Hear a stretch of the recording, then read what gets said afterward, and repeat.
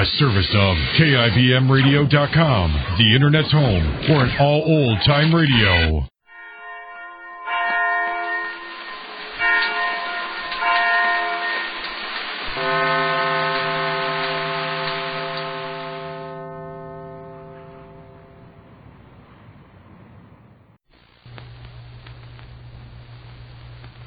Now, Backstage Wife, the story of Mary Noble and what it means to be the wife of a famous star. This is the night of Claudia Vincent's debut on Broadway in the hit play in which Larry Noble has starred. In spite of the difficulties that Claudia has caused these past weeks, Mary Noble is taking a group of her friends to the theater for this important performance. And the play is not to be outdone, and he's taking the group to dinner at one of New York's most exclusive restaurants. We find the group now having drinks before going to their table. Rupert, as usual, is sitting at Mary's side, while Maud Marlowe and Tom Bryson, the playwright and family friend, are talking across the way. Only Julia Dixon, Rupert's secretary and housekeeper, is without a dinner companion and sits on Rupert's other side, anxiously watching the doorway. As we hear... Let me fill up your glass, Mary. You'll need plenty of champagne to see you through this evening. No, Rupert, please, I've had enough. It always goes to my head. If only it would go to your heart, my dear. It would suit me so much better. Oh, nonsense. You know that you'd be utterly frightened if I ever played up to you, and you flatter me so outrageously. You don't know how wrong you are. If I weren't a stately married woman entirely devoted to my husband and family, you wouldn't dare to flirt with me as you do. You'd be afraid that I take you seriously. What a completely unjust thing to say, Mary. If you only knew the time I've spent thinking about you, wishing that you might show me just a bit of interest. But your manner is always entirely impersonal. Well, someday perhaps I'll fool you. You mean that? You're not just saying it. You never know, Rupert. I might just teach you a lesson and return your flatteries. Wouldn't you turn and run, though? Just as you've done for years whenever a woman became too serious about you. You're very unkind. I'm not nearly as casual as you try to make me out. Why is it you're so very hard to convince? I'm convinced that you're a very good friend, Rupert. And I know that I'm very fond of you. Isn't that enough? Well, apparently it has to be, for the present at least. Isn't that fortunate? For whom? For you, for me, for everyone. I'm not so sure. Particularly now that Larry is dazzled by Claudia Vincent's tricks. It must be very hard to bear, my dear. And you've been most generous. You've behaved with more grace and fortitude than anyone could expect under the circumstances. How you've been able to bear having Claudia right in your own home, so obviously playing up to your own husband. Let's not talk about that, Rupert. Not tonight. Not when everything is so pleasant. Just as you say, Mary. But I want you to know that I understand just how much of a sacrifice you've made. You deserve to be appreciated. You don't think I am? Not by everyone. Not by the person who means the most to you. That's what gives me the courage to say these things. I've watched you so carefully, my dear. And I've seen how deeply you've been hurt. Now, really, Rupert, this is getting far too serious. We're going to see a play with a brand new leading lady. I hope she does well. And that's all there is to it. You think that's all there is to it? Certainly. Oh, I'll admit that I'm not bursting with love for Claudia. I've been jealous of her. But then I'm jealous of every attractive woman my husband pays attention to. And since he's an actor who plays mostly romantic parts, it gives me lots of opportunities for my jealousy. Very well, Mary. Have it your way. I know how fierce your loyalty is. How I wish that I could be the object of such devotion. Let me tell you, I'd never so much as glance at another person. Now, that's too much to expect me to believe. Rupert Barlow not noticing an attractive woman? No, you laugh at everything I say. How little you must think of me. On the contrary, I think very much of you. Just how much and in what way? As I said, you're a cherished friend. I'll never forget the generosity and consideration you've shown me. Empty words. I'd hoped to hear something more alive. Oh, tell me something. Has Larry made any further difficulty about that business deal? I mean to say, he was terribly put out when he learned that I'd returned your securities to you, wasn't he? Yes, he didn't like it at the time. But lately he hasn't said anything? No. I thought he would. Well, it proves one thing, doesn't it? His interest in Claudia. I don't follow your reasoning. If he weren't so taken up with her, would he have dropped the matter of the loan so quickly? I don't know. But it's getting late, isn't it? Shouldn't we be going in to dinner? I've monopolized you for ages. I wish you'd monopolized me forever. Look over there. Julia's sitting all alone. Rupert, that's terribly rude of us. Oh, why? Surely she knows she's free to join us, so your friends Bryson and Miss Marlowe. Oh, it isn't the same. Oh, won't you sit over here, Julia? Rupert and I have been talking so fast that I didn't notice you were sitting by yourself. But thank you, Mary. I fancy you're still keeping an eye out for your elusive boyfriend. Isn't that right, Julia? I'm sure Oliver will be here as quickly as he can manage. Well, I'm sure I hope so, my dear. We can't allow him to make us late for dinner since we're going on to the theater. You needn't wait dinner on Oliver's account. I'm certain that you wouldn't in any case. Oh, come now, Julia. Don't be bitter just because I was surprised when I found your gallant young man had run out on you. You're quite sure he knows where to find you, Julia? He might not know where the restaurant is. After all, he is strange in New York. You needn't worry about young Wilson. He'll find his way almost anywhere. Oh, I wonder if I ought to tell the waiter to remove one place. It does look awkward to have an empty chair at the table. What do you think I should do, Julia? Rupert, do whatever you please, as usual. Unfortunate about our missing guest. It seems that he had a sudden attack of toothache. It came on him so suddenly he didn't have time to tell anyone at home. Just left a note pinned to a cushion explaining his absence. I do think it was thoughtful of him, don't you all? Knowing how Julia would worry. I've had enough about Oliver Wilson. Ever since I brought him back for a visit, since the first day we returned from Bermuda, you've done everything you could to insult him. You made it only too clear that he was in your home, and that I run it for you on a salary. I must say your faithful follower didn't become discouraged with all these insults you accuse me of. That's because Oliver's in love with me. It's because he wants to take me away from everything connected with Long Island and with you. That he was willing to ignore your jibes and your rudeness. And meanwhile smoke my cigars and help himself to my brandy and my cars, all for the love of you. It's your fault that he isn't here right now. You were unsatisfied to let him stay when you learned that I was about to accept him and leave you. And then you set Victor to work on him, to drive him away. Oh, nonsense. It isn't nonsense. You had your man Victor hire some of his gangster acquaintances and waylay Oliver on the road. You had them beat him unmercifully and keep him away for almost 24 hours. But even so, you couldn't make him run away without me. I tell you, this is nonsense. I had nothing to do with this mythical beating and hold-up. You can't convince me that it isn't Victor's work, at your request. The pattern is far too familiar. You've kept that dreadful creature working for you all these years because he's always managed to get rid of anyone who gets in your way. But it didn't work this time. Let me tell you here and now. I'm going to marry Oliver Wilson. I'm going to marry him as soon as it can be arranged. And then I'm going to leave Oyster Bay and everything that reminds me of you, Rupert Barlow. As Julia makes her hysterical announcement, the entire restaurant is silent and attentive. And Rupert Barlow tries in vain to silence her. At this same time, we turn to the Hamilton Theater just west of Broadway, where Arnold Carey, stage manager for Larry's present play, is talking to the stage doorman, known to everyone as Pop. And we hear... Hello, Pop.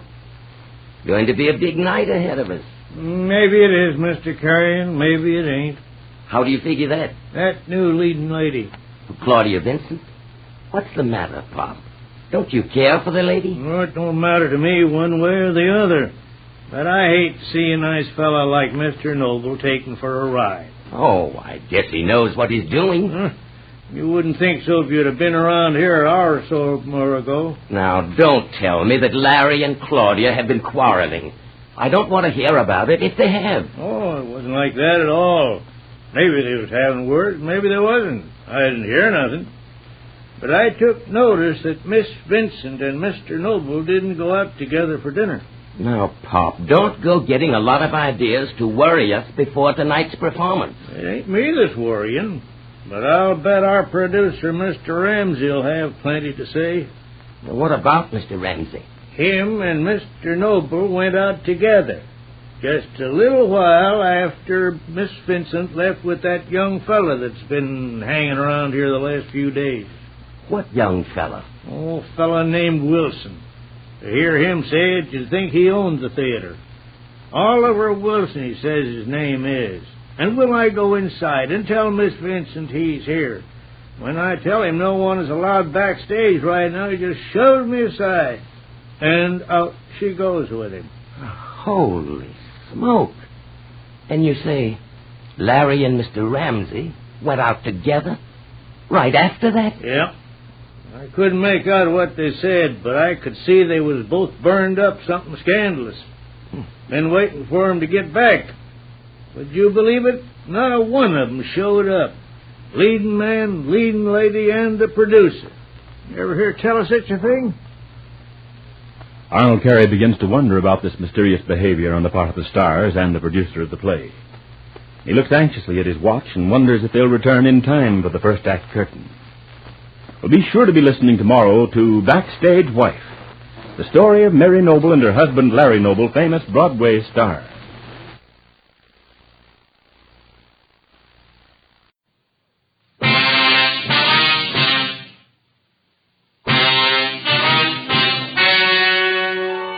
The story you're about to hear is true. Only the names have been changed to protect the innocent. Fatima Cigarettes, best of all long cigarettes, brings you Dragnet.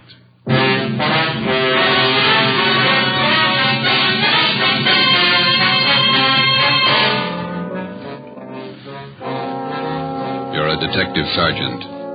You're assigned to homicide detail. Attempts have been made on the life of a notorious hoodlum in your city. His death could mean an open gang war. Your job, stop it. If you want a long cigarette, smoke the best of all long cigarettes. Smoke king-size Fatima.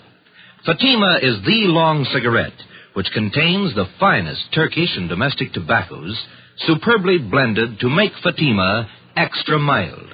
And that's why Fatima has a much different, much better flavor and aroma than any other long cigarette. That's why Fatima has more than doubled its smokers coast to coast. So enjoy Fatima, the best of all long cigarettes. It's wise to smoke extra mild Fatima. It's wise to smoke extra mild Fatima.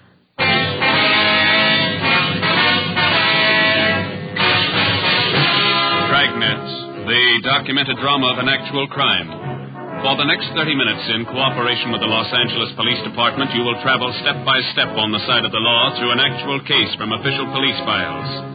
From beginning to end, from crime to punishment, Dragnet is the story of your police force in action. It was Tuesday, July 18th. It was hot in Los Angeles. We were working the night watch out of homicide detail. My partner's Ben Romero. The boss is Thad Brown, chief of detectives. My name's Friday. It was 5:35 p.m. when we got out of the car at Sunset Boulevard and Paris Avenue and walked down the street to the scene of the machine gunning, Lupo's Cafe.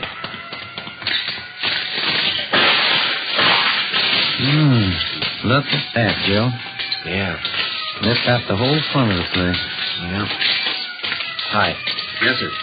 Romero and Friday, homicide. Oh, I'm Sheldon from Hollywood Division. Taylor and I picked up the call in our car. Nobody hurt. What's the story? Just a second. It's Captain Elliott. Hold it a minute, will you, Sheldon? Hi. Hi, Captain. Not much of it left. Sheldon here was in the cruiser car. He'll fill us in. All right. The intended victim was Gus Valentine. He's over there with Taylor, my partner. Yeah. Mm-hmm. According to Valentine, he stopped in the restaurant here for a drink. He was in there about 15 minutes, came out to hail a cab, and this car came around the corner. Down there, Sunset and Clayton. They whipped by close to the curb and opened up. Mm-hmm. There's like a laundry there on one side of the place and a dry cleaning joint on the other side. Yes, sir. Miracle, but nobody was hit. You get anything on the car? Nothing so far. Happened so fast, nobody got a good look at it. How about Valentine? Does he have any ideas? I don't know. Taylor's getting the information. Nobody saw anything? Any witnesses? Yes, sir. A couple. Newsboy Tim Benson. The lady in the dry cleaning place, Agnes Rebard. Mm-hmm. Neither of them got a license number. Okay. I'd like to talk to Valentine. Sheldon, keep the area clear, will you? Lab men are on their way out. Yes, sir. Come on.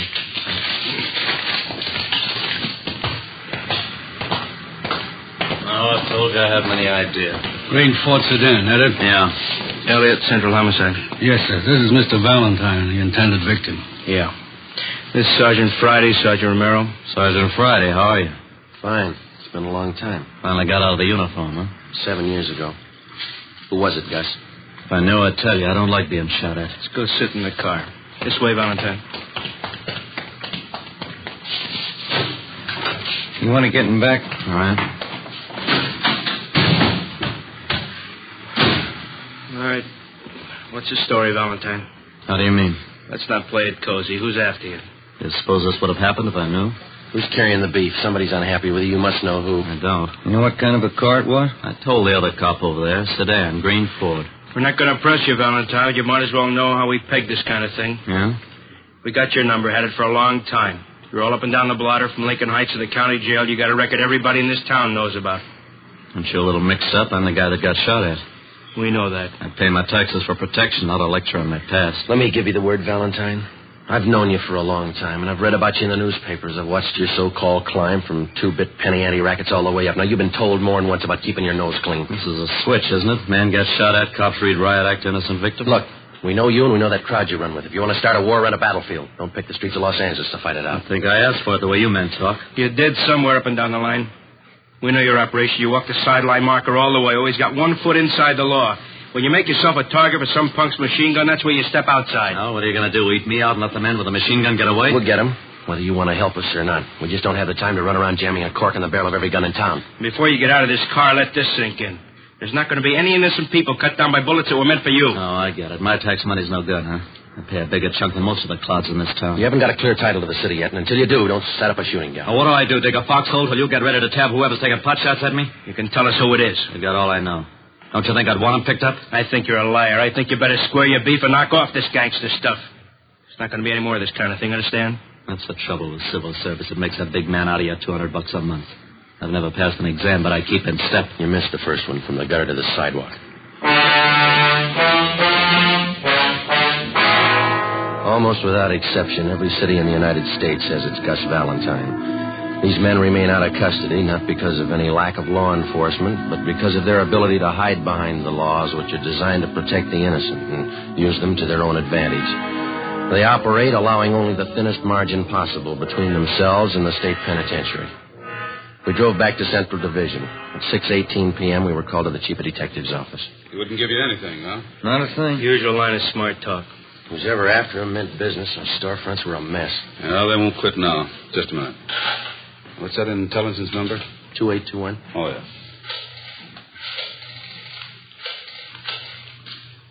Miss Brown, Captain White gone home? No, ask him to come up to the office, will you, please? Thanks. If they do manage to tag Valentine, it could cause a pretty sour mess. He's got enough flunkies around to parlay it into a fair-sized shooting war. Seen him started on less. Was there any chance of pulling Valentine in until things simmer down? No chance. We got nothing on him. Nothing we can prove. He's got a few boys close to him. Maybe one of them could tell us. Same 2 lawyers work for all of them. We'd pull them in, they'd be out in an hour on a writ. You want to see me? Yeah, White. Sit down. That Valentine shooting this afternoon. Yeah. What's your guess? There's been some talk. We heard he was hot. You knew that. Yeah. The way we figured, he's getting too big for his pants. He's coming up fast. Stepped on a lot of toes on the way. Shouldn't be too tough to find out why. That's half of it. If we get that much, maybe we can find out who. You got a big field to pick from. I can find you a dozen possibles. Well, we don't need a dozen. All we want are the ones from that car this afternoon. Who do you figure, Captain White? Well, I kind of go along with Joe. Like I said, I think maybe we'll be able to peg why a little faster. And we can go from there. All right. Well, let's take what we know about the guy. Let's just take this past year. We know he's got more than a good share of the Mexican narcotics traffic. That means he's taking business from the Eastern Syndicate. That makes one of those boys a candidate. That's right. And there's the pinball machines. He's given Big Ernie Jacobs and Monk Watson a big push on those. That puts him in the running. That's a long list. The horses, fancy poker games, prostitution, the works. He's squeezing them all.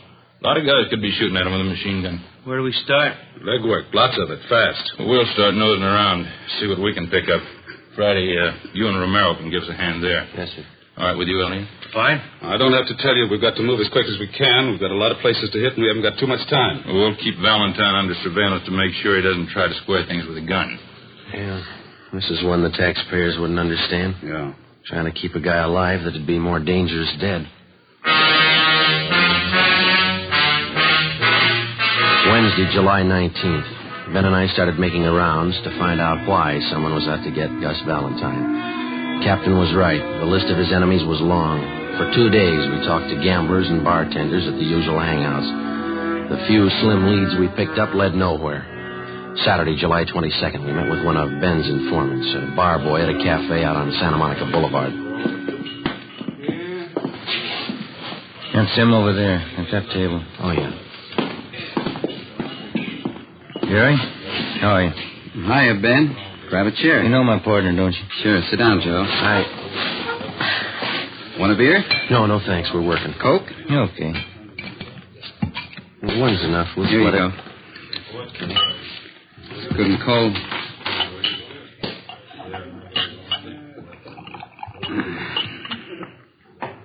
Doctor cut me down 1 beer a day. It's a spot on a hot day, don't it? Yeah. What about Valentine? What about him? You hear anything since I phoned you? A couple of things. Word's getting around he's a welcher. Horses? I don't know. Big money. Hasn't paid off yet. Who does he owe? I can give you the name of one of them. Sal Tapper. I don't know him. Meatpacking business, wholesaler. Got a big plant down at 54th and Commercial. Owns a little neighborhood bar. That's where he spends most of his time. Where's that? Gardena. Calls it the Mile High. And what about this Sal Tapper? What do you mean? How close is he to Valentine? You mean one of his boys? Yeah. No. Valentine's his book, that's all. Supposing Valentine owed him a wad of dough, would he push his point? How do you mean? Would he use pressure to collect? Maybe a meat cleaver, not a machine gun. I don't figure him in on that Tuesday caper. Mm-hmm. Sure you don't want this other Coke? No, thank you. What time you go to work? Plenty of time. 1 bottle of beer ain't hardly enough. Any rumbles about the shooting? How do you mean? Anything worth repeating? Oh, everybody says the same thing. He's got it coming. Who is everybody? The homeowners, neighborhood Joes. They got it all pegged. What's the popular guess? A dame. Well, that's about it, huh, Jerry? That's about it. What's your guess? Fresh out? I don't know.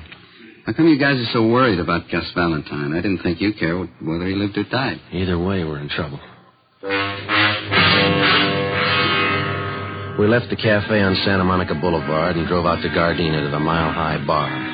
It was a typical neighborhood tavern with the windows painted in black except for 2 small ovals in the center of each window.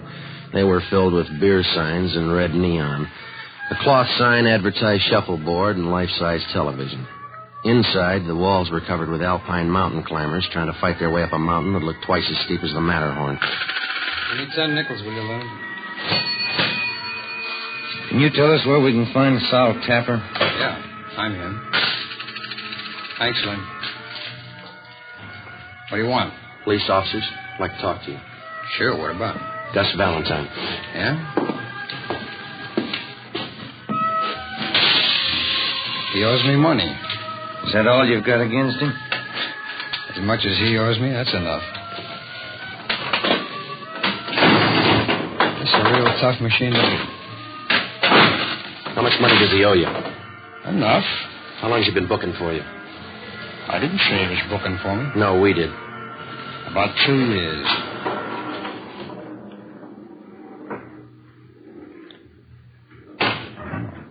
Come on. Get it.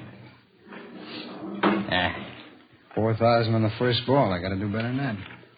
Where were you Tuesday afternoon? At the packing house. Can you prove it? Would I say it if I couldn't prove it?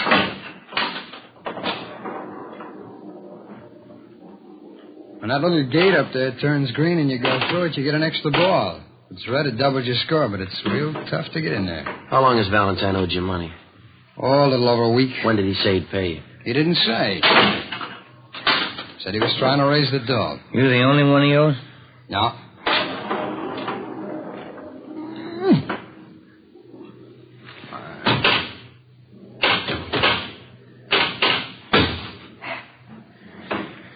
There's a couple of more guys in town. You know who they are? No. How do you know he owes somebody besides you? I heard. Did he say why he hasn't paid up?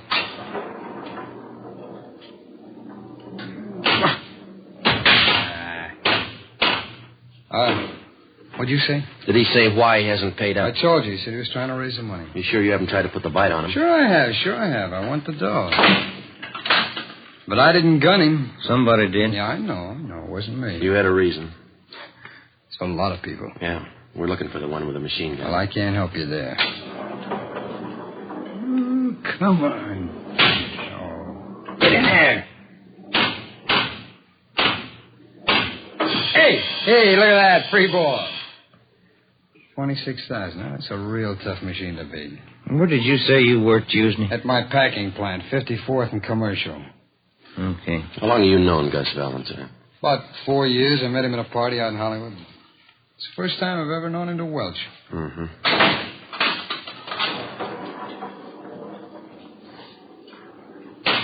In there. Now. 27,000. I'm not doing so good, am I? I don't know. It depends on where you were Tuesday. 12:30 p.m. We talked with the superintendent of Tapper's meatpacking house. He told us that Sol Tapper had been there all day when Gus Valentine was shot at. We talked to several employees of the plant. They corroborated his story. We checked Tapper out and found him to be a fairly respectable businessman who gambled a great deal on the side, but we felt reasonably sure that he had no part in the shooting. We knew that if we could run down the others to whom Valentine owed money, we'd be closer to finding out why he was being shot at and eventually get to the right man. 1:45 p.m. Ben and I went upstairs to the 8th floor of the city hall, the lunchroom. We had a sandwich and coffee. Too close to dinner to have a piece of that pie, isn't it? Yeah, I'd say so. Hand me another napkin, will you? Yeah. Here. Thank you. Think it'd do any good to talk to Valentine again? Maybe. I doubt it. He's not going to tell us anything. I figure we're on the right track. A lot of reasons why he might be a target, but this welching business, that's new to him. Could be. You Sergeant Friday? That's right. Telephone. Wait a minute. I'll go with you. I'm finished. No, you got the check. I'll get the tip. All right.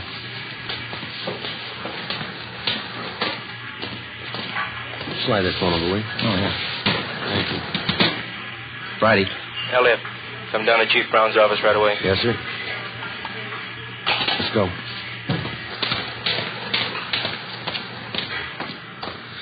Pie sure did look good. Come on, let's get that elevator. Yeah.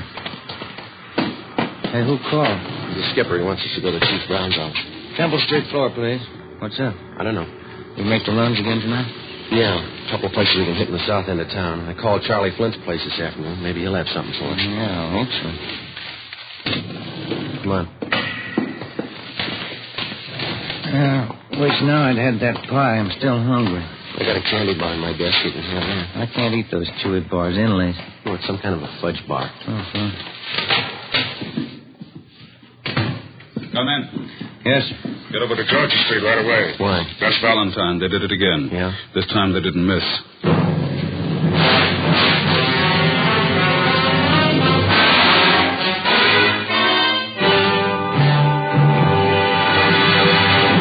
Here, step by step, are the reasons why Fatima has more than doubled its smokers from coast to coast. Step 1. The name Fatima has always stood for the best in cigarette quality. Step 2. Long cigarette smokers discover Fatima has a much different, much better flavor and aroma. Step 3. Long cigarette smokers find Fatima extra mild.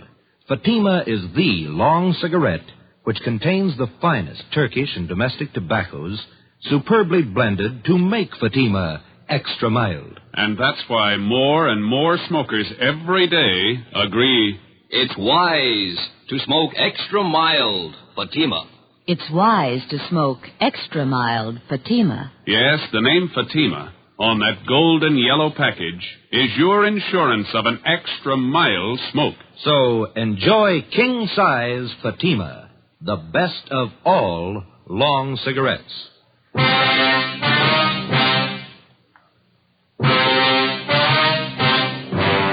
Saturday, July 22nd, 5:30 p.m. We drove to the Georgia Street Receiving Hospital and went up to the 3rd floor. We talked to the doctor in charge, who told us that 2 slugs had been taken from Gus Valentine's right leg and 1 from his right shoulder. They had been marked for identification. He was in fair condition. We talked with the patrolman who made the ambulance follow-up. They told us Valentine had been shot as he entered his apartment house garage. There were no eyewitnesses. We went in and talked to Valentine. You told the officers that the guy who shot you was on foot. Yeah. Who was it? Couldn't tell. You haven't any idea who it could have been? No. You don't expect us to swallow that again, do you? I don't care either way. Why don't you pay up what you owe? What do you mean? You owe some big money you haven't paid off. Where'd you get that? That's the word going around. Looks to us like you either pay up or get shot up. Did I ask for advice? No, and here's something else you didn't ask for. Twice in 1 week you've been mixed up in shooting scrapes. We told you the city doesn't belong to you. I don't claim ownership. Now listen, we've been over this before, and this is the last time. Don't push us any courage. We know you talk big and you haven't got the guts to go along with it. Yeah, sure. Now come on, who's shooting at you? I know your phone number. I'll call you if I need help.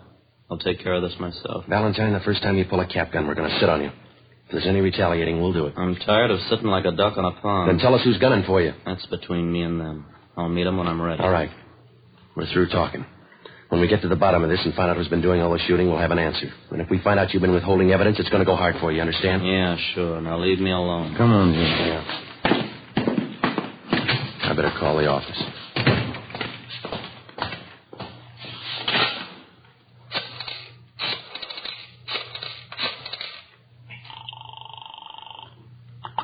Homicide, Graham. Captain Elliott there? I'll see. Captain, will you take two? Elliot, This is Friday, checking in on the Valentine thing. what's the story? Couldn't get anything out of him. He isn't hurt bad. Right leg and shoulder. All right. Here's something you can run down. Yeah? Got a tip from White in Intelligence. He's got a man out at Freddy's Fish and Chips on Slauson. Says a couple of guys in there blowing off about Valentine. Who are they? Billy Keel and Tony Farrar. They're not on Valentine's team. That's right. White's man says the party's getting rough out there. You, Romero, better follow up on it. Right? Another thing, if it looks like anything, you better bring him in for questioning. Okay. Check me when you get in. Right. Let's go. What is it? Keel and Farrar. Skipper wants us to pick him up and bring him in for questioning. What do they know about the shooting? They know enough to talk about it. 7 p.m. We located Freddy's Fish and Chips place on Slauson near Montgomery Street. A dozen or so tables at the back of the restaurant were already taken with the overflow lined up 2 deep at the bar. The man from Intelligence Detail was down at the far end of the steam table nursing a cheese sandwich. He motioned us over and pointed out Billy Keel and Tony Farrar. They were sitting at one of the tables along with 4 other men drinking Boilermakers and eating French fried potatoes. Ben and I made our way through the crowd toward the back tables. Sorry. Pardon me. Can I get through here, please? All right. So it figures. Done it?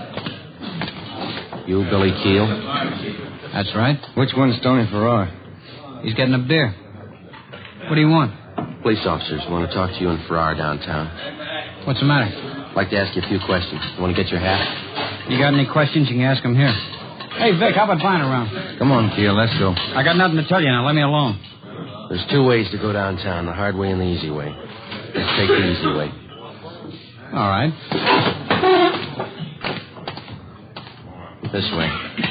Okay. Doc, Joe!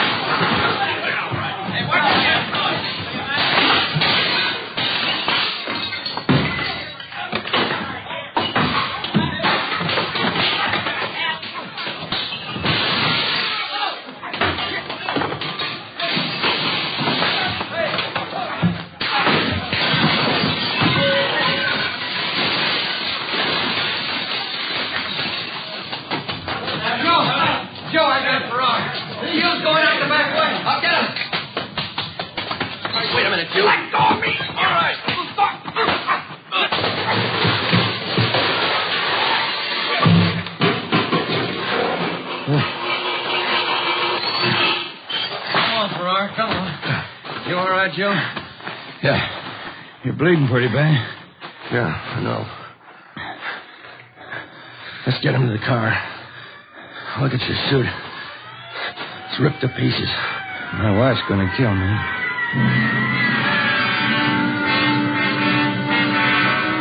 One of the officers in the ambulance follow-up drove our car back to the city hall.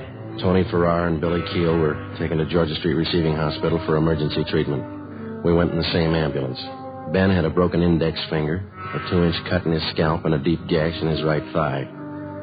I had 5 stitches taken in my upper right arm and 3 above my left eye. My right eye was swollen shut. The man from intelligence detail was taken to the P&F ward to be treated for a minor concussion. It was 9:15 p.m. when we got back to the city hall, the interrogation room. How about it, Keel? What? What do you know about the Valentine shooting? I don't know anything about it. You're worried? About what? You tell us. You started that fight out there. I didn't see any reason to go downtown. Does Valentine owe you any money? No. You've been talking a lot. Any law against that? Why'd you shoot Gus Valentine? I didn't shoot him. Can you account for your time Tuesday afternoon? I don't have to answer that. Where were you this afternoon? My lawyer's coming in. Ask him. How much money does Valentine owe you? Keel, ever see this before? I don't even know what it is. We found that machine gun in your apartment. Doesn't belong to me. We got your car downstairs. Green Ford sedan. Doesn't belong to me. White slip's got your name on it. Here's something else with your name on it. 2 chits for $750 signed by Gus Valentine. Money he owes you on the horses. You shot him, didn't you? I don't see how you can prove it. I'll tell you how. We ran this Tommy gun through the crime lab. We dug the same slugs out of the front of those stores where you tried to kill Valentine. Your prints are all over the gun. How much more do you want? It's not my gun. All we got to do is find the .45 you used this afternoon and match it up with the slugs we dug out of Valentine's leg, and, mister, you'll be away for a long time. All right. We used the Tommy gun. We didn't hit him. Didn't try. Only wanted to scare him. I got tired of waiting for my dough. I got no use for a Welcher. What about this afternoon? No, sir. Me and Farrar didn't have nothing to do with that. I'll take the machine gun rap, but it wasn't us this afternoon. Elliot, Friday, step outside a minute. Yeah. Valentine. Yeah? Somebody just blew his hospital room full of holes. It took us 17 minutes with red light and siren to get to the Ferndale Sanitarium where Gus Valentine was recovering from his gunshot wounds. 3 cruiser cars were out front when we pulled up. We went to room 12 in the West Wing. There's the doctor, Joe. Yeah. How is he, Doctor? He was dead when we got in here. He had a private nurse. Shot her, too. Dead. Anyone else hurt? It was visiting hours. Some woman was in there talking to him. She got hit. We're treating her down in the emergency room. Appreciate it, Doctor, if you keep your staff out of the room here until we finish our investigation. Yes, sir. Thank you. Let's have a look inside. Mm-hmm. Look at that. He didn't fool this time. Too bad he wouldn't give us more help. Yeah. We're no worse off than we were. We still have to find out who it was without him. I hope we can get to him before Valentine's crowd starts shooting back. We got to. Anyway, this cancels out his debts. You know his record. Yeah. He owed a lot more than he could ever pay.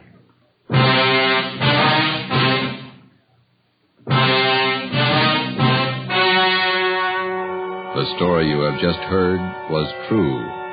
Only the names were changed to protect the innocent. On October 26th, trial was held in Superior Court, Department 97, City and County of Los Angeles, State of California. In a moment, the results of that trial. It's amazing how many long cigarette smokers are changing to Fatima. Here is the actual report. From coast to coast, king-size Fatima has more than doubled its smokers. Yes, more and more smokers every day are discovering that Fatima is the best of all long cigarettes.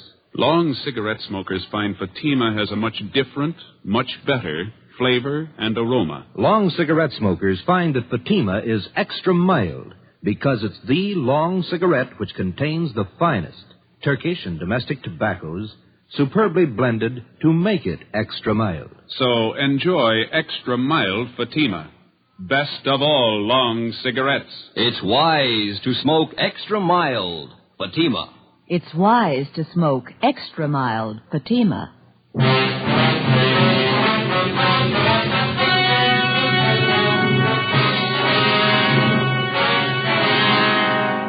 Billy Keel and Tony Farrar were tried and convicted of assault with intent to commit murder. They were filed on by the federal authorities, Bureau of Alcohol and Tax Unit, for the illegal possession of a machine gun and were found guilty in federal court.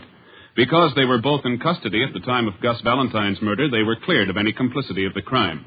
Valentine's killer was still at large.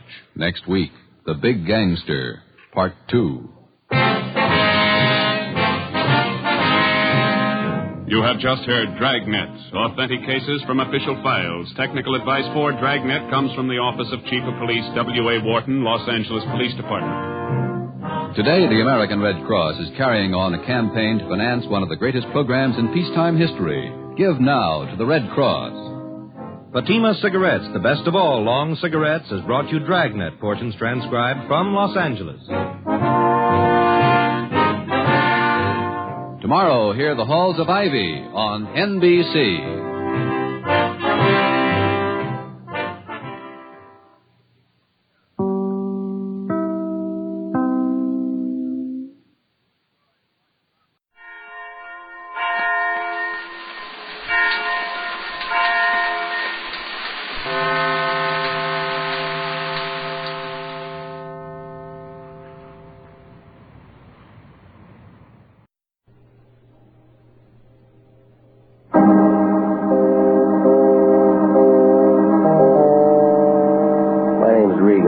I get 10 a day and expenses from a detective bureau run by a guy named Anthony J. Lyon.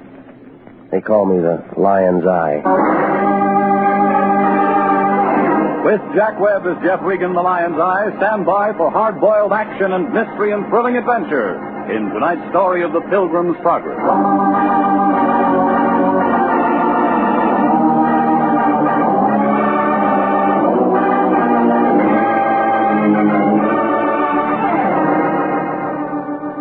The Cosmopolitan Building, 7th Street near Olive, downtown L.A. A mess of granite thrown together by an architect who must have taken his degree on the rock pile of Leavenworth. It's up on the 3rd floor, room 308, right next to a credit dentist who shares his office with a collection agency. On the other side, there's a school for models, and the Lion's got sore eyes trying to see through that cloudy glass. International Detective Bureau, Anthony J. Lyon, President. He's also Vice President, Secretary, Treasurer. I work for him. Well, the office isn't much, but there's enough elbow room for a client to write a check. I went to the office Friday night about 5:20 answering the Lion's call. He was sitting behind the desk sucking on a quarter cigar. He looked real pleased, like a fat lady locked in a cream puff factory. Man I know had a baby. Plumber named Broman or Groman or something like that. Mazel tov. Cancel any arrangements you got for the night. I got something for you to do. Got your car? It's in the lot. Gas it up. You're taking a trip. Where to? Calabasas. A man wants to see you. I got no friends out there. Friend of mine named Hendricks. He counts his money with an adding machine, and his finger's always swollen. What's the problem? I don't know. He didn't say. He just called and told me to send out a man. How much did he give you for a retainer? When an important man like Hendricks calls, you don't insult him by asking for money. Oh, stop it, will you? You're the kind of guy who'd steal pennies on a parking meter. That's enough, Regan. If one of them turned up empty, you'd sue the city. Here's the Hendricks address. Now get out there. All right. Regan. Yeah? Remember, do a good job, and I'll give you Thanksgiving off, and I'll pay you. With what, cranberries?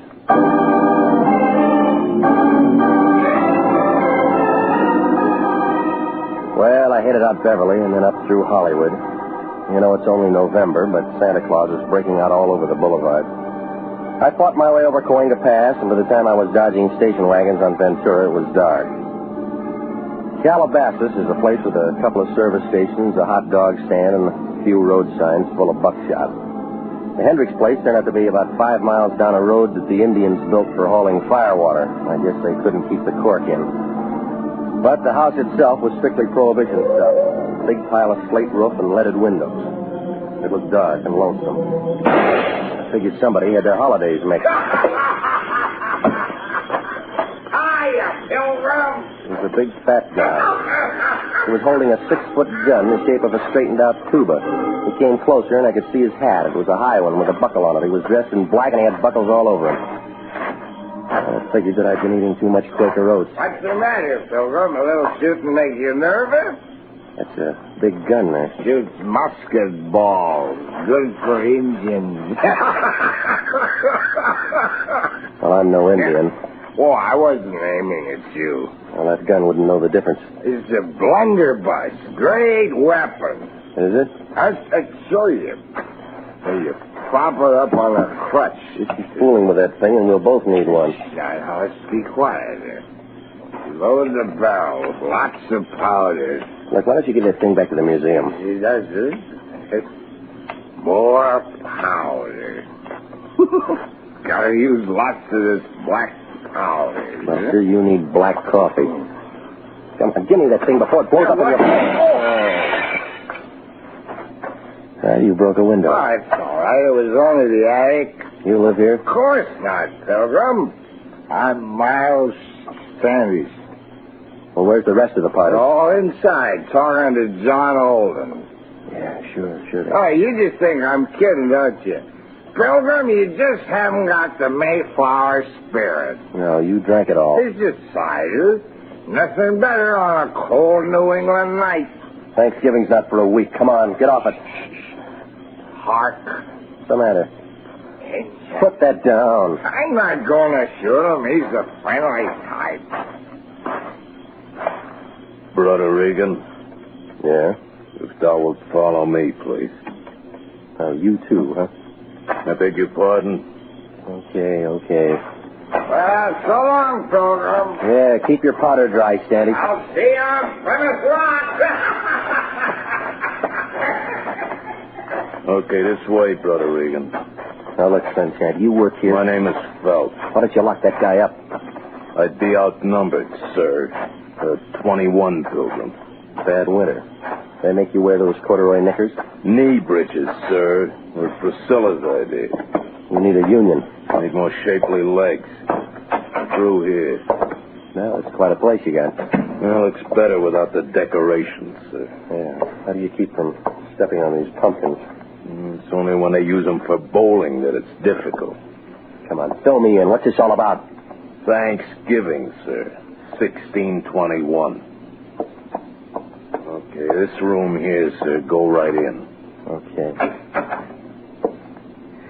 Shut the door. Shut it. Mr. Hendricks around? He's not here. Come over, sit down. Who are you, Priscilla? Please don't say another word of that silly rigmarole or I'll start screaming. Yeah, well, I could use a little yell myself. I'm Agnes. I'm Mrs. Hendricks. Or Agnes. It doesn't make any difference. Does to my friends. Didn't I say sit down? Yes, you did and I didn't. So you don't like the party, huh? I'm not much of a Puritan, Mr. Regan. Well, that Great Dane says the masquerade was your idea. Phelps is stupid.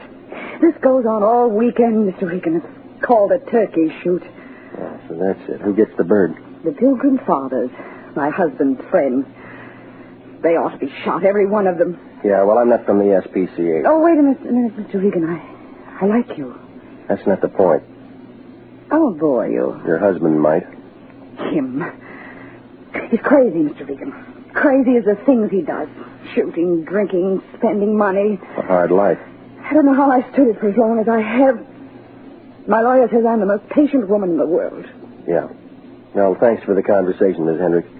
Why did my husband send for you? I don't know. Yes, you do. You do know. Tell me. I don't know. Please. You don't realize what kind of a man my husband can be. I never met him. You don't know how much I need help. How lonely I am. Well, where is he? Tell you if you promise to come back to me. No, I'll write you a letter. He's out in the shed, other side of the patio. Thanks. I wouldn't act this way if I weren't so frightened. You don't know what it is to be frightened all the time. No, but I'm learning. I wish you'd stick around, Mr. Regan. Well, thanks, Miss Hendricks, but the pin feathers are a little sharp.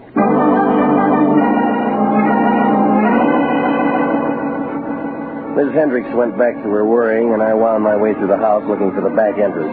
My legs got tired before it finally showed on the other side of the pantry. It poured out into a flagstone patio as big as a palladium. A walk took me to a shed. With a two-story redwood place that must have made a loud noise on the cash register, and alongside, fenced in with chicken wire, was a whole population of turkeys. Well, I went into the shed. A little round-faced guy with pink skin was leaning over a barrel of cider. He wore a blue silk smoking jacket with gold initials EH on the pocket. When he caught my footsteps, his head bobbed up, and he gave me a deep look like he was trying to see the back of my eyeballs. Yes? I'm Regan, International Detective Bureau. Oh, I've been expecting you. I'm Hendricks. Yeah, I know. Why the fireworks? Huh? Oh. Miles Standish. Just having fun. It's a party, Big party we're having here. Yeah, well, the neighbors will complain. Neighbors. None for miles around. That's why I like it out here. Have trouble finding me? You ought to put up signs. Signs? Glass of cider, Regan? Carefully. Glass. I'm not thirsty. That's not what it's for. Strong kind. Oh, go on. Thanksgiving soon. Get the spirit. No, I can hold out till Thursday. Suit yourself. Excuse me. Good. Yeah. Well, it's going to be quite a party here, Your wife's got a different version. Oh, you spoke to her? Yeah. You were told to come out here to see me? I got sidetracked. It's not good for a man in your position. All right, Hendricks, why am I here? What'd she say to you? I forgot. Regan, you're making me angry. Now, look, mister, you didn't get me out here to make a pilgrim out of me. No, of course not. Fine woman, Mrs. Hendricks. We've been married for years, happily. Fine little woman. Still, she makes me a little nervous at times. You like the sound of guns going off? She shouldn't get so excited. Boys just having little fun. It's only once a year. What's wrong with that? Come on, now, what's the job? Didn't the lion tell you? He said you would. Oh, well. Nothing to be so mysterious about. I've just got a package I want you to take to him. Here it is. A turkey. You got me all the way out here to play escort to that bird? Well, I just want to be friendly. Here. Now, go on. It's a long way back to L.A., and you want to be there for Thanksgiving. What's the difference? I got the turkey. I can celebrate any time. 60 miles to do a delivery job, bird. Well, I wandered back to my car, and I listened to the crickets and the gunshots try to outdo each other. And then I dumped the turkey into the back seat, and I started the car down the drive. I just zoned it around the bend when the headlights caught a pair of buckled shoes and black knee breeches. Miles Standish was lying face down in the dirt, and there was a wet shine on his side. He was breathing hard. The blunderbuss was lying beside him, and I figured that he blew out the wrong end. I would have gone for the Hendricks phone and the doctor, but I got a good look at the holes in him, and I headed for a hospital instead. The blunderbuss may have been kicking up a fuss, but the holes in Miles Standish were 20th century, about the size of a .32.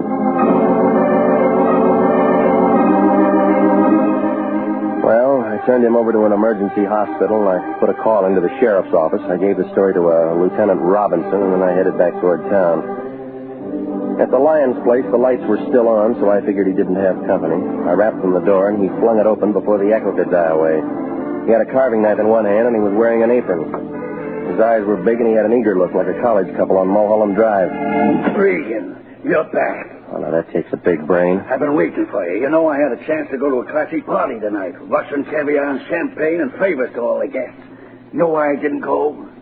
You lost your crack suit, huh? I said to myself, is it fair to go out and have a good time while my employee is working real hard for international detectives? And the answer came out yes, but the party was called off.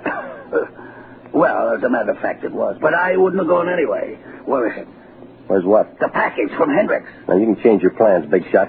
You're getting a bundle of trouble instead. What do you mean? Turkeys aren't the only thing they're knocking off out on that ranch. Huh? Somebody's handy with a .32, and he's found a target. You've been drinking? Check the county emergency hospital. They'll show you the holes. I send you out on a simple little job, and you come back with a crazy story about a shooting. You're out of your mind. Now, listen, there's a big smell out in Calabasas. What about my turkey? The sheriff's office are going to have a lot of questions. You got the answers? I don't know anything. I was miles away. Well, then find out something. Check into the guy who shot. Find out who he is, what he does, and what he was doing out at Hendricks.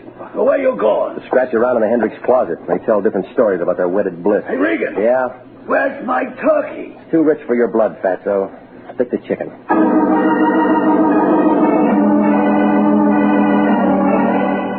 Well, I left him standing there with his apron hanging out. Miles Standish might get enough wind through that extra hole to say who shot him, but more likely not.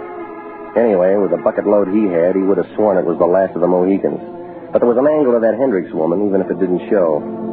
So I walked up the street to where my car was nuzzling a lamppost. And the turkey and I were just going to wake up a newspaper office, only something changed my mind. A newspaper. It was wrapped around a bundle, and the bundle was under a guy's arm, and the arm was shutting the door of my car. Good evening, Pop. Hi. Going somewhere? Sure. Find a place to sleep, that's all. Want a cigarette? Say, I don't mind if I do. Thought you was a bull for a minute. You mind if I take two? No, help yourself. My brother smokes two. Not much in the streets these days. Yeah, it's bad all over. Something ought to be done. Stick around, Pop. No, Sonny. You give me smokes. I don't hit you for cash. It's a rule I got. I'll make the touch. What's that? What's in the newspaper? Russia. Inside. The funny paper. Yeah, sure. Well, now take it easy, boss. The guy's got a right to his privacy. You weren't sleeping in my car. Oh, so that's it, huh? Yours, huh? Small world, ain't it? Yeah, come on, let's unwrap. Now, it's Thanksgiving, Mac. Ain't you heard of Thanksgiving? I'm going to plug my ears. Give. Now, please, Mac, show me the spirit. Once in my life, both drumsticks. Now, stop it, you're breaking my heart. I mean it, Mac. Let me have it. I'll break the wishbone for you, Sonny. I will. You ain't got no use for all that meat, have you? Oh, you have, huh? Oh, so long, Mac. Hey, wait a minute. Hold it. No, let go of my arm. That was a pretty dance, but you should have changed your shoes. What's that? You didn't get those buckles in the breadline. Oh. Now, come on, change the record. Who are you? That's none of your business. Let go. I said talk. I will not. You're from the Hendricks place, aren't you? You're from the... Thank you, Phelps. That's all right. Got the bird? Sure. Let's go. Yeah. Nighty-night, Pilgrim.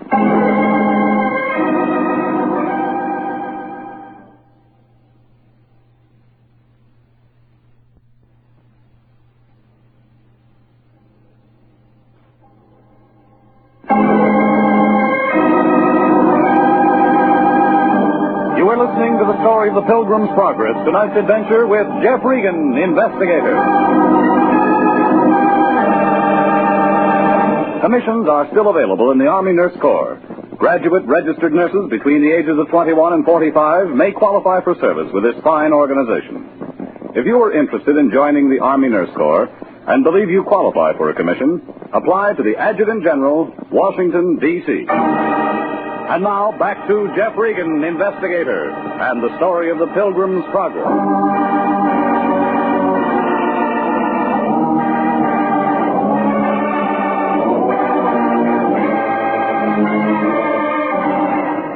Well, none of it made sense. The Lion sent me out to pick up a turkey on the Hendricks Ranch in Calabasas, and the Mr. and Mrs. were having an old-fashioned turkey shoot, and all the guests carried blunderbusses and dressed like pilgrims. Only it wasn't just the turkeys who were acting as targets. One of the pilgrims ended up with some .32 caliber holes in him. And then the Hendricks lackey and a buddy shoved a gun at me and stole the Lion's bird. Well, I picked myself up and I went home. A heavy man was doing a heist job on my icebox. He was pouring himself a glass of milk to wash down a sandwich he was munching on. Hi, Regan. Go right ahead. Help yourself. Yeah, thanks. I didn't know how long I was going to have to wait, and I was getting hungry. There's a restaurant just up the block. I like it better this way, homemade. Fix you a sandwich? Pretty good deviled ham. Come on, let's close the box and open your mouth, buddy. Why not? We had a date, remember? Robertson, Sheriff's Office. That's what I figured. You don't mind me coming in like this, do you? What if I did? I'd leave. Sanctity of the home, you know. You can throw me out even though I got a badge. Let's cut away the fat, mister. What do you want? Answers to a couple of questions. What were you doing at the Hendricks place? Picking up a turkey? Well, that's a new one. Now, look, you ask him. I'll answer him. Never mind the feature page. How long have you known the Hendricks? Never met him before. Wrong answer. What do you mean? We found this out at the Hendricks house. A page torn out of the yellow directory with a red circle around International Detective. Now, that doesn't say a thing. Maybe yes, maybe no. I'm still scratching around. It'll ruin your manicure. You know, Regan, you don't seem to realize the seriousness of this. That pilgrim you dragged in died. Well, that figured. We don't like unsolved murders messing up our record books. Well, then you're wasting your time here. I got lots of it. I don't come up for pension for 12 more years. What was that pilgrim's name? He gave me Miles Standish. Sounds like a fake. Well, don't count on it. I once knew a John Smith. Give me the real name. I don't have it. All right. He's an out-of-town boy, but we'll track him down. Now, straighten out something for me, Regan. How long did you say you knew the Hendricks? Now, look, I gave this to you once. Nothing's changed. How come we find a $5,000 check in that joker's pocket made out of cash and signed by Hendricks? Go ahead, answer. Just don't make a date. You may not be available.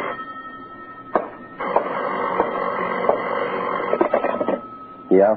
Mr. Regan, this is Mrs. Hendricks. I must see you right away.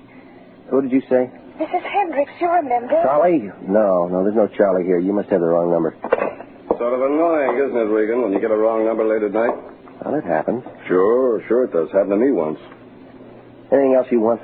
Another deviled ham sandwich? Kitchen's closed. Pretty rotten hospitality. Well, you weren't asked. Okay, I gotta move anyway. See you later, Regan. Keep the mud off your shoes.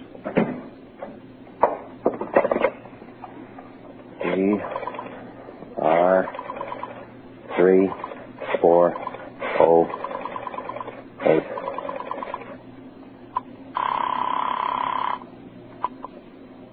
Hello? Mrs. Hendricks, this is Regan. I just called you. Well, I couldn't talk. What do you want? Can you come out, Mr. Regan? Right away. You still lonely? Things aren't going well. Well, murder's like that. I've got to talk to somebody. Won't you please come? Give me a reason. I can tell you some things now I couldn't mention before.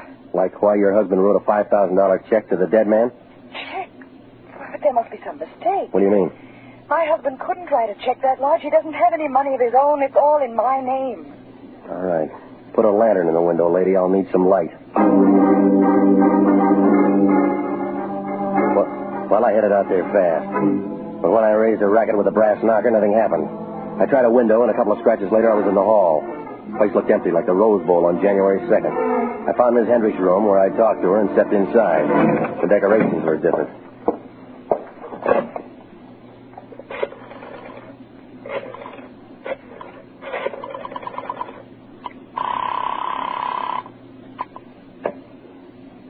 Sheriff's office. Robinson. This is Regan. I got something for you. It better be good. You're going into overtime. What do you mean? Bring some boys out to the Hendricks place with a wet rag. Somebody blew out Mr. Hendricks' fuse. Well, I backed out of the room and I made it for the bar trying to turn up a bottle.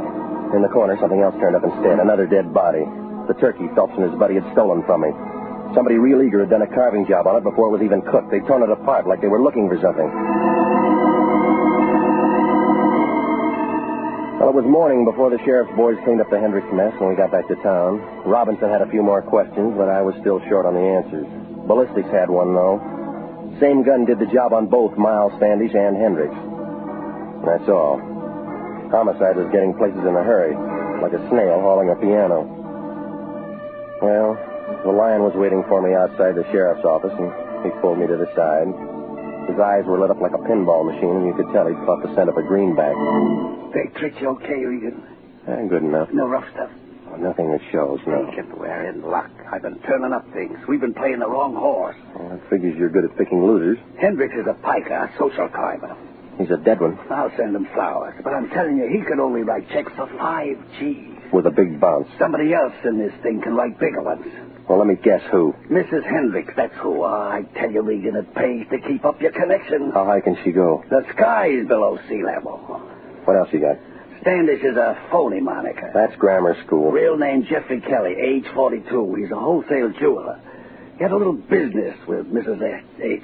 $250,000 worth. That's going to run up his taxes. He can handle it. What did he do for her? I drew a blank, but he deposited her certified check in the bank yesterday morning.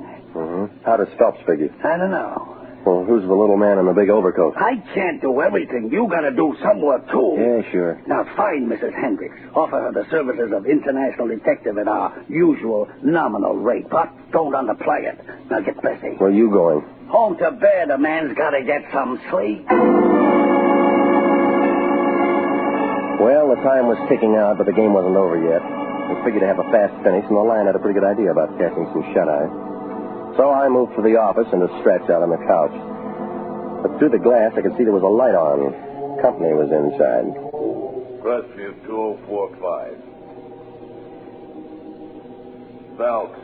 No luck. I looked all over. I told you, I saw the place apart. Nothing's here. I'm trying my best. Stop harping. Oh, well, it must be someplace else. Okay, right away.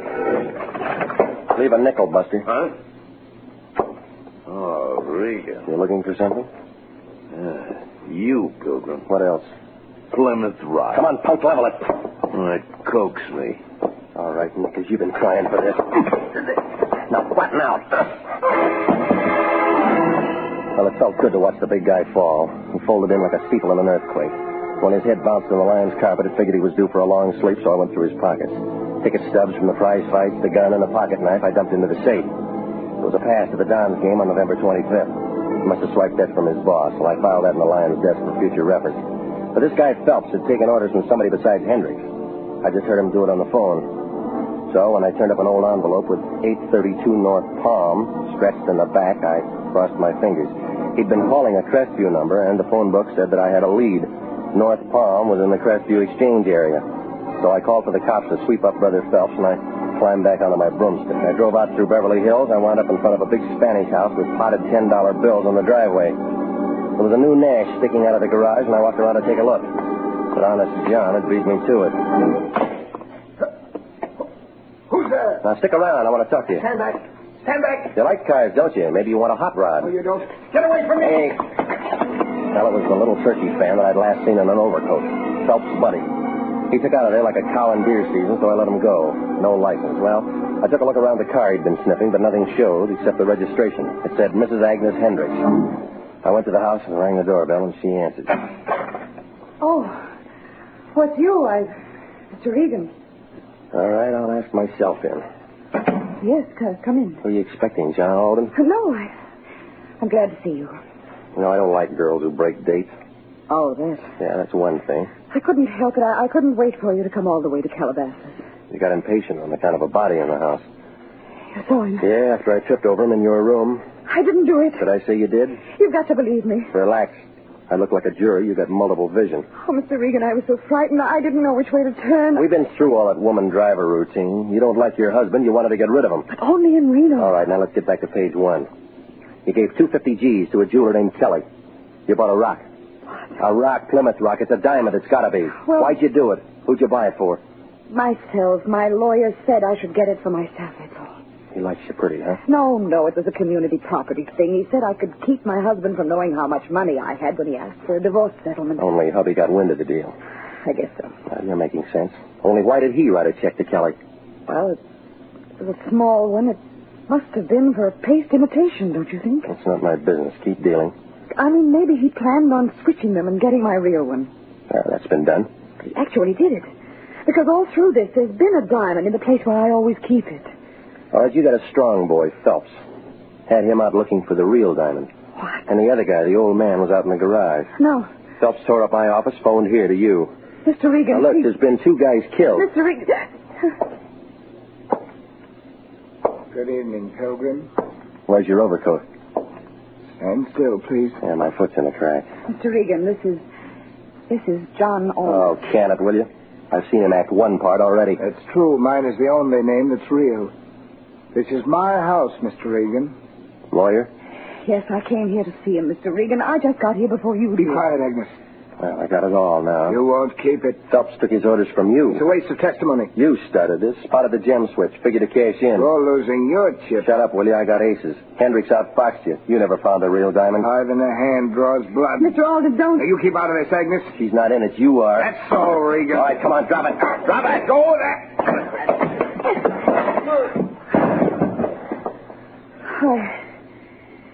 I guess I hit him with the paste one. Huh? Look, the diamond, it broke. Yeah. It was just luck. I have the other one, too. I thought Alden was honest. I came to tell him I found it in my husband's cider. Well, that tears it. Come on, Priscilla. That docks the Mayflower.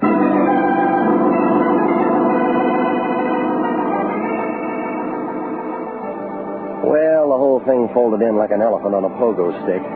Yeah, the lawyer did it all right, both of them. When he spotted what Hendricks was up to with that diamond switch, he moved in, but not for his client. The jeweler, Miles Standish, alias Kelly, got bumped because he was the only one who could tell the real diamond from a phony.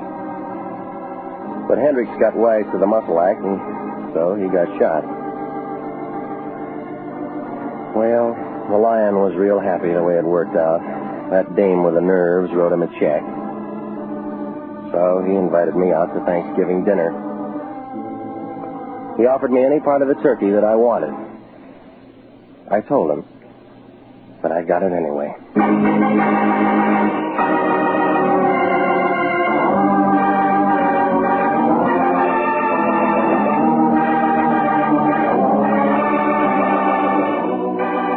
Jack Webb is featured as Jeff Regan with Herb Butterfield as Anthony J. Lyon. It's CBS at the same time next week for more hard-boiled action and mystery with Jeff Regan, Investigator.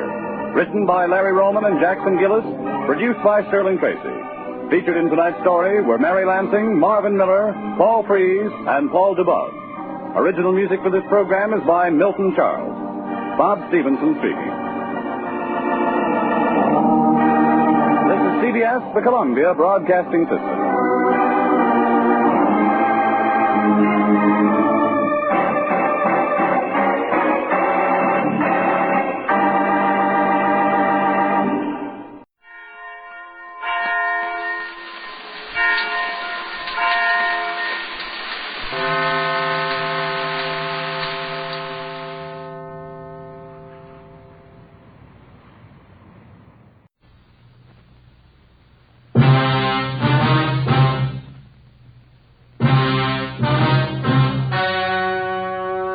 The story you're about to hear is true.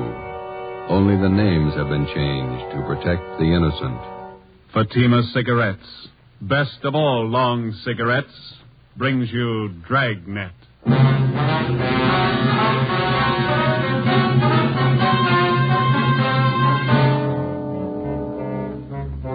You're a detective sergeant. You're assigned to homicide detail. A notorious hoodlum in your city has been shot to death. A gang war is threatened if his followers seek revenge. Your job, find the killers. If you want a long cigarette, smoke the best of all long cigarettes. Smoke king-size Fatima. Fatima is the long cigarette which contains the finest Turkish and domestic tobaccos, superbly blended to make Fatima extra mild. And that's why Fatima has a much different, much better flavor and aroma than any other long cigarette. That's why Fatima has more than doubled its smokers coast to coast. So, enjoy Fatima, the best of all long cigarettes. It's wise to smoke extra mild. Fatima. It's wise to smoke extra mild Fatima.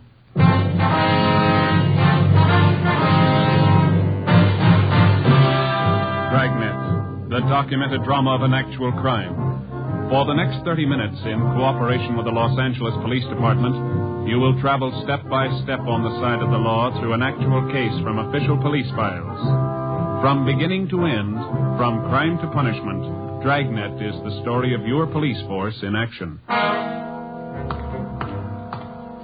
It was Saturday, July 22nd. It was hot in Los Angeles. We were working the night watch out of homicide detail. My partner's Ben Romero. The boss is Thad Brown, chief of detectives. My name's Friday. It was 10 p.m. when we walked out of the murder room at the Ferndale Sanitarium and went down to the end of the hall, the emergency room. I'm sorry. I know this hurts. We have to irrigate the wound. Where are the bullets that were removed from Miss Stalling? Right on the table, Doctor. There they are, Captain Elliott. Thank you. Romero, you want to mark them for evidence? All right. Doctor? Yes, Sergeant. Wonder if it'd be all right if we asked Miss Stallings a few questions. I think so. She's still in the bad state of shock. If you'll be as brief as possible. Yes, sir. Miss Stallings, these men are police officers. This is Captain Elliott. This is Sergeant Friday, is that right? That's right. It's my partner, Sergeant Romero. Yes. You were in the room when Gus Valentine was shot? Yes. Do you feel up to telling us what happened? No. Excuse me, please. Surely. I have to paint this. Get the compress on it. You were visiting Valentine? You better wait until the nurse finishes up there. All right, sorry. She got hit twice, just flesh wounds, but they're very painful. Yeah. Excuse me. Surely. You're all right. I can reach it.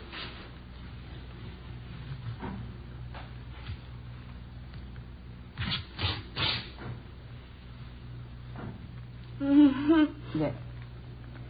All right. You were in the room when Valentine was shot? Yes, I saw it. Did you get a look at the men that did the shooting? I don't remember. Could you describe them? I don't know. You sure you're feeling up to talking now? I don't know. You any idea who the men were? No.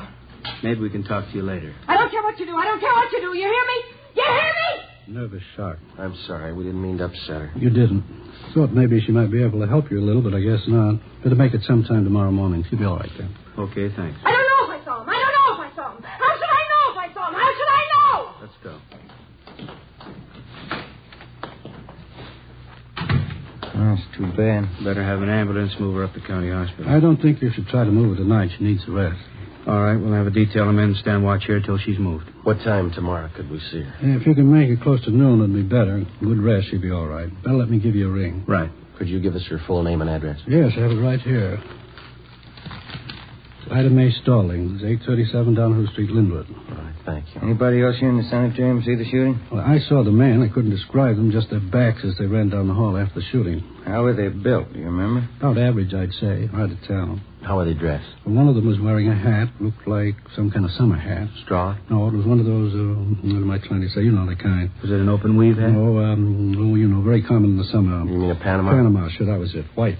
What kind of suits did they have on? I couldn't tell you. I was in my office when I heard the shots. I came out in the corridor. They were just making for the back door. Anyone else see it? Sylvia Proctor, the nurse who was in the room at the time. Why'd they kill her? I don't know. Any of the patients? Is it possible one of them might have seen him? Yes, one of them did see something. Bert Anderson. Like to talk with him? Yes, we would. And down this way. He's in room 38, just down the hall from the shooting. All right. I should tell you, Mr. Anderson lost his speech about 9 years ago. He uses a child's slate to write on. Why is he here in the sanitarium? He's old, 73, lives on a pension. Except for losing his speech, he's as sharp as a high school boy. Hello, Bert. Sorry to bother you after all the excitement. Yeah, all right. We won't keep you up long. It's after your bedtime. Would you hand me that box of chalk over there? Oh, yeah. Bert, these men are police officers. I want you to tell them what you know about the shooting tonight. I thought you might have seen it. This is Captain Elliott from the Homicide Department. How you do, Mr. Anderson? And this is Sergeant Friday, is that right? Yes, sir.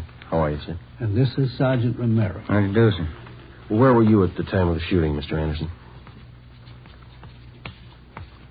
Sitting in here with the door open, huh? Did you get a good look at the men? What'd they look like? Question mark. I don't think he understands what you want to know. Yes, that's a tough. Let's put it this way, Mr. Anderson. How many men were there? Let's take one of these two men. Can you describe one of them? That's the way, Captain. That slate's rather small, and he can only get so much on it at a time. He's like all of us. He wants to talk fast, and this is the only way he knows, so we have to make it easy for him. I understand. Built like the captain. Your bill, Skipper. Same man had a thin mustache. That's all I can tell you about him. How about the other man, Mr. Anderson? Can you describe him? Please. What's that second word? I can't make it out. Understand. They were running very fast. Thanks. Yes, we understand. Did you see the other man at all? Fine. What can you tell us about him? All he could see was... man was wearing a hat. A white Panama hat, Mr. Anderson? He says yes. Was there anything peculiar about the way they walked or ran? Did one of them have a limp, for instance? Didn't notice anything. He says he didn't notice anything. Could you tell us anything about the men's faces?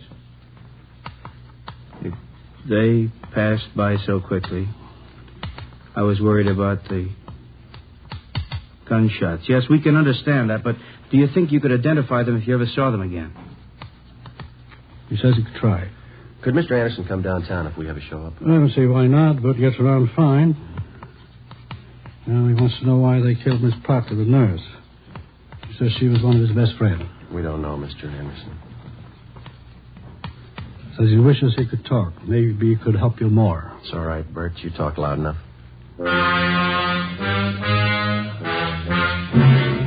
Monday, July 24th, a roundup of all known racketeers and their gang members was ordered by the chief of detectives.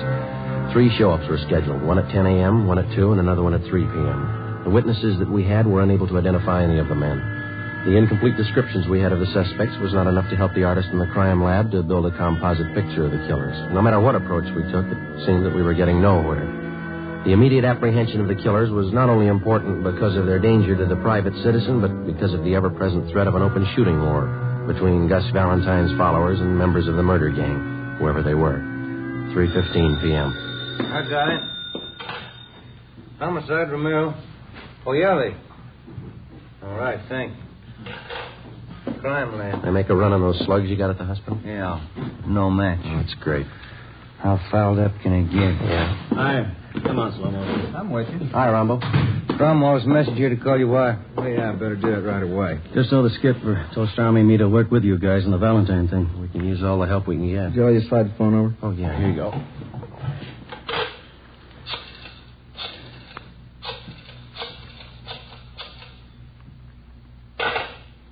What's the matter? Change your mind? You let her ring once. She knows the signal. She's over at the mother-in-law's. Yeah? Mother-in-law's got lots of money and a limited phone. Let her call me. You got any ideas, Earl? Well, I don't know anybody who liked Valentine. A lot of them could have killed him. Just got word from the crime lab. There's no match on those slugs. And you didn't get anything out of the show-ups? No, nothing. Maybe that Stallings woman can give us something, huh? You haven't been out there yet? No, not yet. We've been sweating out the show-ups. Stormy and I read your reports. Rough go. We had an idea. Yeah? One of Valentine's boys you didn't get around to yet. Who's that? Benny Davis. He was pretty close to him. Thought a lot of him. If anybody figures to take over his interest, it's probably Davis. Well, you think advancement could have been the motive for him? No, he wouldn't kill him. Anyway, he couldn't have. Just got in from Florida this morning. That doesn't mean he couldn't have engineered it. Possible, but I doubt it. Stormy and I know his operation pretty well. Pulled him in on that Patterson killing 6 months ago. Checked back through his record. Never picked up carrying a gun. Well, it doesn't mean he couldn't get one in a hurry. I'm not going to guarantee Davis, but I don't think he's your man, Joe. You got a line on him? Lives at the Churchill Arms out in Wilshire, near UCLA. All right, we'll talk to him. What was the name of that girl who was wounded, the one at the sanitarium? Ida Mae Stallings. We'll go out and talk to her if you like. Fine. Who's going to see the Stallings woman at the sanitarium? We are. The doctor just called in from out there. Oh, yeah? Says she got something important to tell us. What do you think? She ran with Valentine. She knew his friends. Yeah? Maybe she knows his enemies. As we planned, Detectives Rombo and Stromwall went out to the Ferndale Sanitarium to talk to Ida Mae Stallings. Ben and I drove out to the Churchill Arms apartments to see Benny Davis, one of Gus Valentine's close friends. He left a message with the desk clerk that he would be at his tailor's most of the day. The clerk gave us the address. It was an exclusive custom shop on Crescent Drive in the heart of Beverly Hills. Franklin Smith Limited. It was one of those places that featured imported Scotch tweeds and fine English woolens.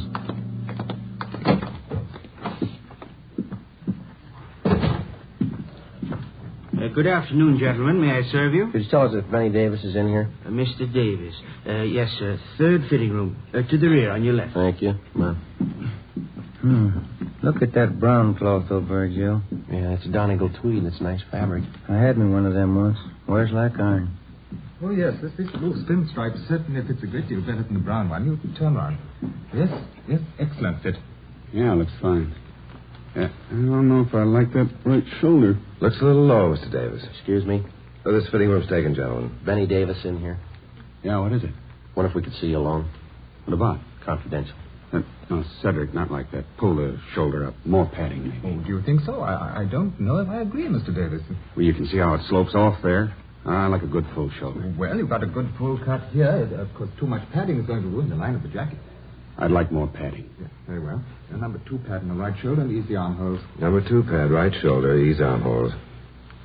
What is it, income tax? What's the secret? We're police officers. Like to talk to you alone for a minute. All right, be finished in a second. That takes care of this one, Mr. Davis. You want 2-inch cuffs in the trousers? Yeah, on all of them. Cedric, be sure to get these sleeves short enough. I'd like lots of linen to show. Oh, yes, surely. Now, if you'll slip on the green tropical. Okay. I'll take your jacket. Thanks. Hey, want to tell me what it's all about? Rather talk to you alone. Here are the trousers. Okay. Good-looking suit, huh? Fine.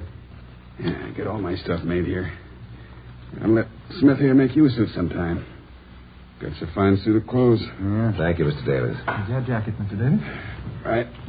Yeah. That looks fine. Yes, the trousers just right. A little fullness on the back of the jacket here. Uh-huh. And taking the center seam. Taking center seam. How much? And trimmed. Here's the back. Raise the back. Shorten the collar. Shorten collar. Yeah, looks just fine. That's a nice soft roll of the lapels, isn't it? Yeah, good.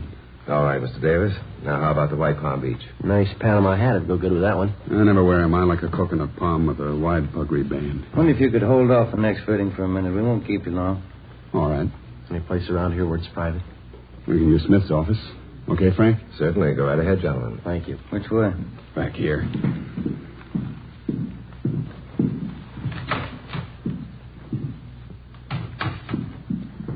Okay, what's on your mind? Gus Valentine.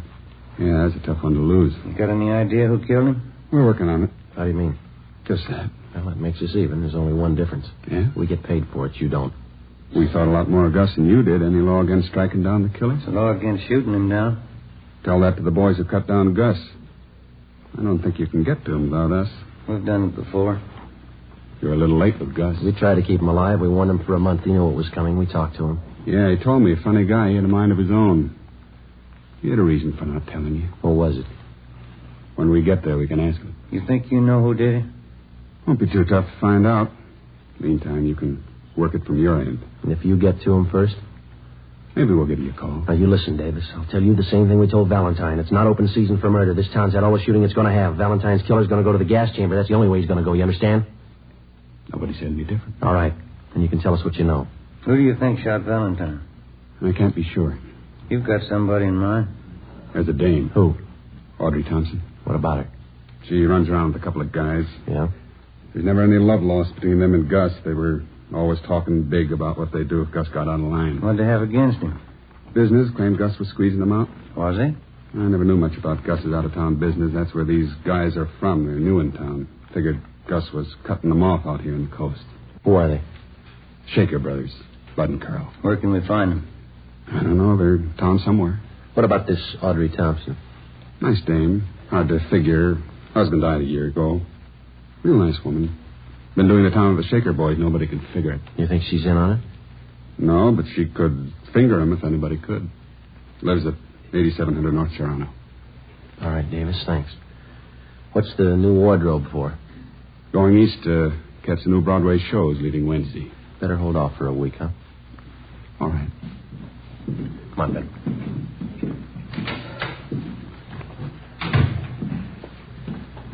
Think he's got anything? Could be. We'll run it down. Wait a minute. Yeah? Sure do like that brown cloth. It's nice. Gentlemen, may I help you? How long does it take you to make up a suit? Anywhere from 3 days to a week. Uh-huh. You interested in having us make one up for you? Yeah. Yeah, how do they run? Prices start from $175 and up. This Donegal tweed here makes up for $250. Oh. Well, I guess not, thank you. Wears like iron.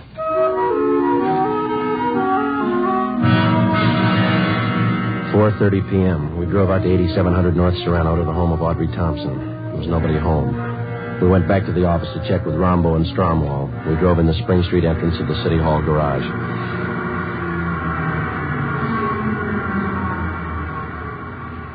There's Rombo and Stromwall. They must have just got in.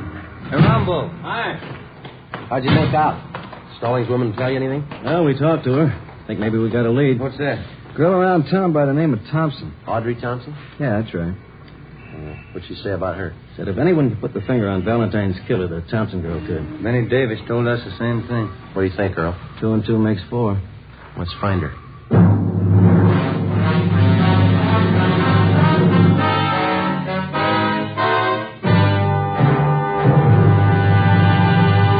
You are listening to Dragnet for the step-by-step solution to an actual police case. Here, step by step, are the reasons why Fatima has more than doubled its smokers from coast to coast. Step 1. The name Fatima has always stood for the best in cigarette quality. Step 2. Long cigarette smokers discover Fatima has a much different, much better flavor and aroma. Step 3. Long cigarette smokers find Fatima extra mild. Fatima is the long cigarette which contains the finest Turkish and domestic tobaccos superbly blended to make Fatima extra mild. And that's why more and more smokers every day agree it's wise to smoke extra mild Fatima. It's wise to smoke extra mild Fatima. Yes, the name Fatima on that golden yellow package is your insurance of an extra mild smoke. So enjoy king-size Fatima, the best of all long cigarettes.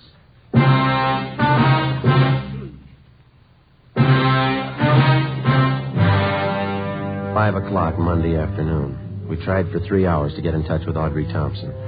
A few minutes after 8 p.m., we contacted her landlady. She told us that the Thompson girl was out of town and would be gone for 2 days. She didn't know where she'd gone, but she told us that she would be back. We checked her apartment and found all of her clothing and personal effects. A stakeout was placed at 8700 North Serrano, and then we went back to the office and got out a local broadcast on Audrey Thompson. Tuesday morning, 8 o'clock. Ben and I met with Captain Elliott, Detectives Rombo and Stromwall. Get a line on the Shaker Brothers? Located them at the Eagle Towers apartments. Got them under surveillance. I don't think it'd be a good idea to pull them in yet. See what the Thompson girl has to say, then we can move on them. That's what we figured. Pull the packages on them? Yeah, they both got fair records. Been up on 3 raps, 1 conviction, second degree robbery in Tulsa. That's where they're from. Couple of tough ones, always ready to use a gun. Apparently got a wad of dough somewhere. They've been throwing a lot of money around town. Pick up any rumbles about them? Well, we've been nosing around. We can't get anything on them for sure. They're not known around here. Shown the mug shots of the Shaker brothers to Mr. Anderson at the sanitarium. The doc, too. Yeah. Looks like the guys to them. Everything hinges on the Thompson girl. Check her out? Yeah, she used to be married to a newspaper man, Blaine Thompson. Died last year in an auto accident. No children. Went to high school here in town, local girl. Reputation's good all the way. Why the sudden switch to tough guys? I don't think she knows. You satisfied Davis is leveling with you? Well, if he's not, he did a good job briefing the Stallings woman. They both came up with the same lead, the Thompson girl. We had him in on the Patterson killing. You remember that, Skipper? He cooperated then. That time it was his skin. This time it's not. Well, I laid it out for him. He's been told. Well, how's it feel to you fellas? Pretty quiet around town? Yeah, it seems to be. I wouldn't make book on what might happen if we don't wrap this thing up quick. I think after Joe and Ben gave Davis a word, he passed it down along the line. Anyway, it's an outside chance. They just brought in the Thompson girl. Send her in. Right. You just sit there, Miss Thompson. All right. Detectives Friday, Romero. How do you do? Stramo, Rambo. How do you do? Guess you're wondering why you've been picked up. Yes, I was rather surprised. I was down at Palm Springs for a few days. I don't often get away. My boss gave me a 2-day holiday. What do you know about the Shaker brothers, Miss Thompson? They're friends of mine. I go out with them. We have reason to believe they might be mixed up in a murder. I don't believe that. What's this all about? The Gus Valentine killing. Do you think they're mixed up in that? How well do you know the Shaker boys? Well, to be truthful, I don't know them at all, really. I met them at a dance. Who introduced you? Nobody. I go to the Brookdale Ballroom every Wednesday night with some of the girls from the office. It's open to the public. Carl Shaker asked me for a dance one night, and that's how I met him. You ought to pick your companions a little more carefully. Both of these men have criminal records. I didn't know that. You've been out with them quite a lot, have you? I've known them a little over a month, yes.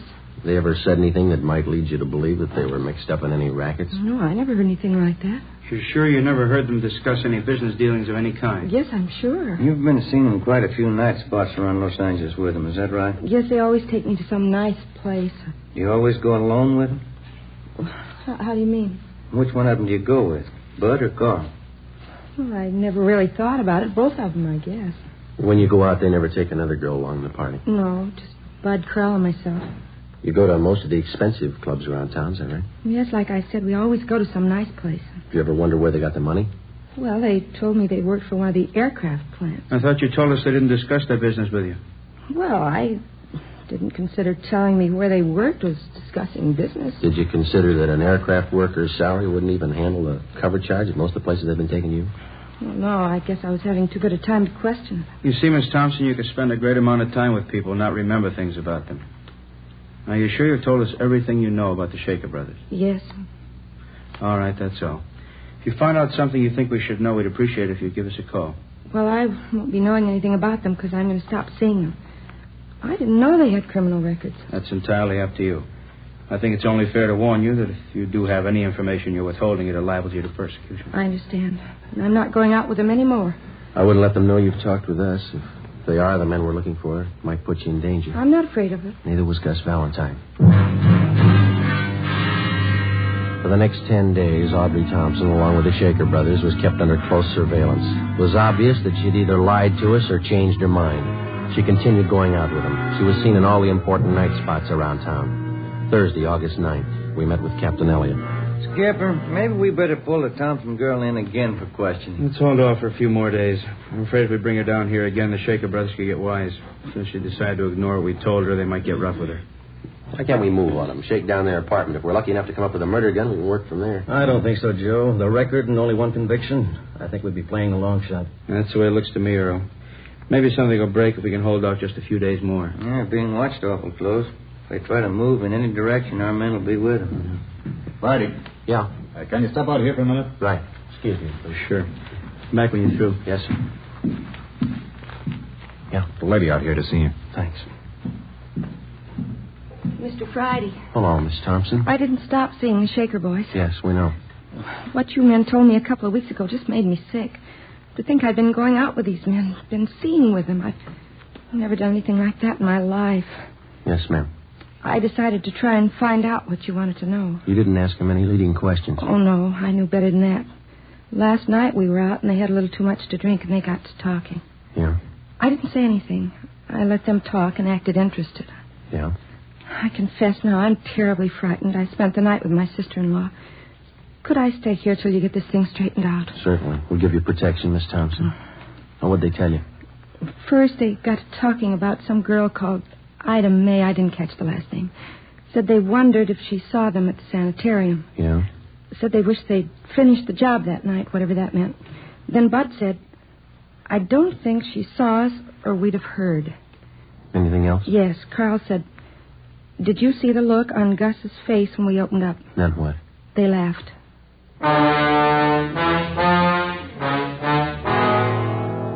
I had a stenographer take Audrey Thompson's statement, and I filled in Captain Elliott, Rombo, Stromwall, and Ben. We checked the stakeout on the Shaker brothers' apartment. The suspects hadn't been seen since early that morning when they'd gone in. Detectives Rombo and Stromwall, together with Ben and I, drove to the Eagle Towers apartments. It was 4:35 p.m. Strummy and I'll go up the back way. We'll notify the men on stakeout to keep a sharp eye all around. Right. Let's go.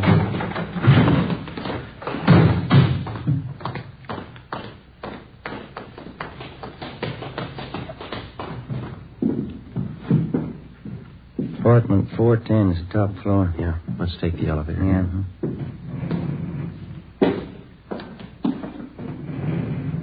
Push 4. Right.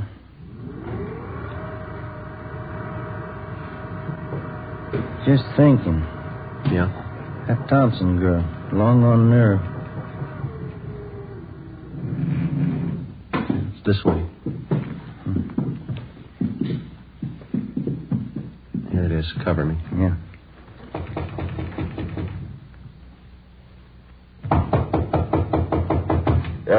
Police officers. You all right? Yeah. Hit the door. Come on.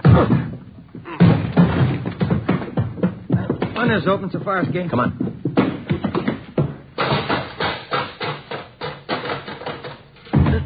There they go over by the ventilator. Watch it. There's Strummy and Rombo coming out the door under the roof. Rombo, watch it. They're up here. There goes one of them. Come on. All right, hold it right there. I give up. There goes the other one. He's making for that cable house. Stay with this one. I'll get him. All right, Shaker, let's put the gun away. If you make a break onto the roof, they'll cut you down. Hold it, Shaker. Ah!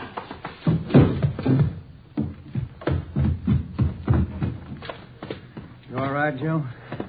Yeah. Did you shoot him? No. He was trying to make it to the roof. He grabbed that hot terminal over there and knocked him cold. Oh, yeah. Move your foot, will you? Yeah. What's that? White Panama hat.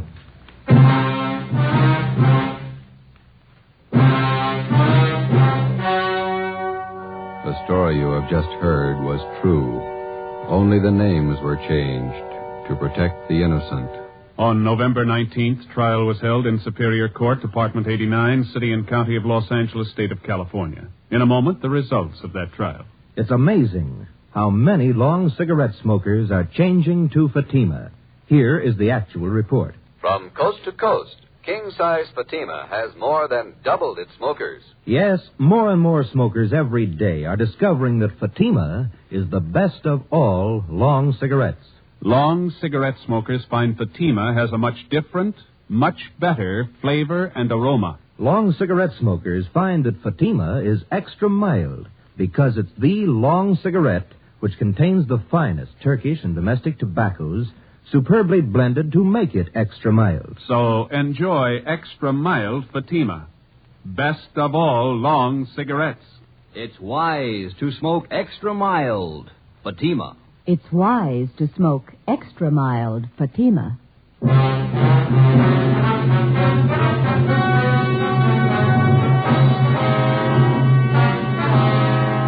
Adolph Bud Shaker and his brother Carl Shaker were tried and convicted of murder in the first degree.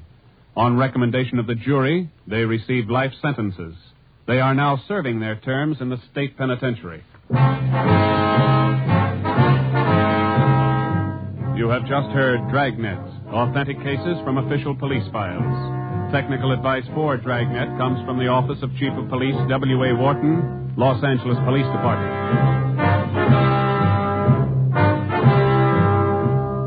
Fatima Cigarettes, best of all long cigarettes, has brought you Dragnet from Los Angeles.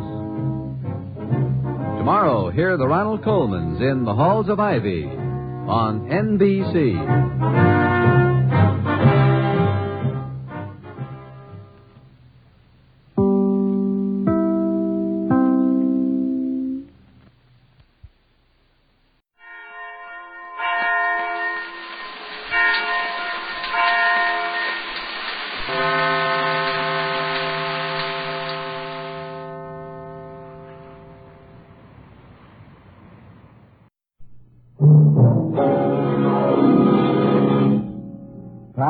Novak. For hire.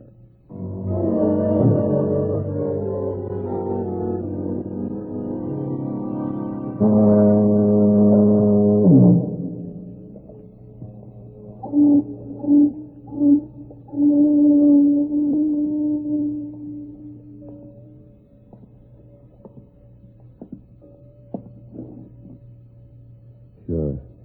I'm Pat Novak. For hire.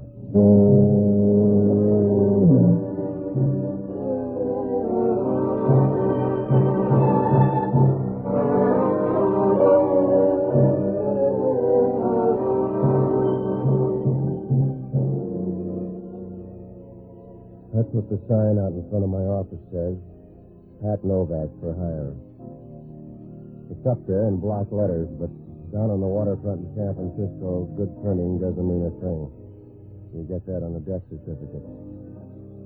If you're trying to make a living down here, you're not going to have any standing in the community except in a police lineup. I rent boats and do anything else that goes with a weak will and a strong stomach. Well, it's not all bad. Once in a while, something happens that makes you feel good for a moment. Like remembering somebody you kissed a long time ago. But most of the time, you buy your beer the hard way. It works out all right because most people learn to fall in love with a dollar bill and forget about trouble. And everything sounds all right, but sometimes it isn't. Like saying Happy New Year to a lifer. I found that out Wednesday night. I was sitting in the office with a sports page reading about those big tears that Washington senators were shedding when I saw Crockett Odom for the first time. He was a big red-faced guy, and the veins stood out on his face and made a pattern as if he slept on an alligator bag instead of a pillow. He walked over to the desk and started to get quiet in a loud voice. I want to talk to you, Mr. Novak. Go ahead, pile up a lead. My name's Odom. You've heard of Crockett Odom? I don't get around. Tell me about it. I'm a lawyer. I want you to watch a client for me. Her name is Wendy Morris. Is she hard to watch? You can get bloodshot eyes just looking at her. She drinks a little. What's a little? How should I answer that? Any way you like. A pint, a quart. What's a little, Odom? Is she a dipso? We'll leave it there. She can make a quart of gin disappear while anybody else is looking for the corkscrew. Mm-hmm. What am I supposed to do, hide the bottles? Mr. Novak, a full-grown octopus couldn't do that. I'm afraid this is more serious. It involves her husband. Let her take a drink and lose him. It'll save you money. It involves her husband or somebody who's supposed to be her husband. Oh, she's got a bad memory? She's a very wealthy girl, Mr. Novak. 5 years ago, she married a man by the name of Stanley Morris. Immediately after, he went into uniform. You make it sound selfish. She's been gone ever since until a month ago. Spent most of that time overseas. The rest in a government hospital. Yeah? Now that he's back, something very peculiar has happened. I don't think the man is her husband. Well, that's a hard part to play. She got any theories? I think she suspects, too. I don't know why I feel that way. He seems to have picked up where he left off. He knows everything about her. Seems normal, but I'm sure the man is an imposter. Look, Odom, find a corner and patch up that story. You can't get that nearsighted on 5 years' booze. You don't understand, Mr. Novak. He was seriously injured. That makes identification hard. You think Stanley Morris is dead? I think he died somewhere along the line. This man took his place. That's a lot of trouble just to share a board and room with a boozer. Not if he can share it with someone else on her money. That's why I want you to watch her, particularly tonight. Why tonight? Is Stanley full of temper? It's been leading up to this. He wants her to go to a gambling club. And I know he's too friendly with the owner of the club. I want you to go along as a friend. Now, look, mister, I wouldn't go as her friend to a masquerade ball. If you're making a deal, make it out in the open. Do it your own way, Novak. At $300, earn it any way you can. Yeah. Where's the club? She'll take you. Just pick her up at this address. Mm-hmm. Does she know about it? She'll understand you. In fact, that's the only risk you run. Hmm? I told you she drinks most of the time. But when she doesn't, You're the type she gobbles up. I'll bring some cheese instead. That won't do any good. It's not the flavor she likes, Mr. Novak. It's the crunch. Good night.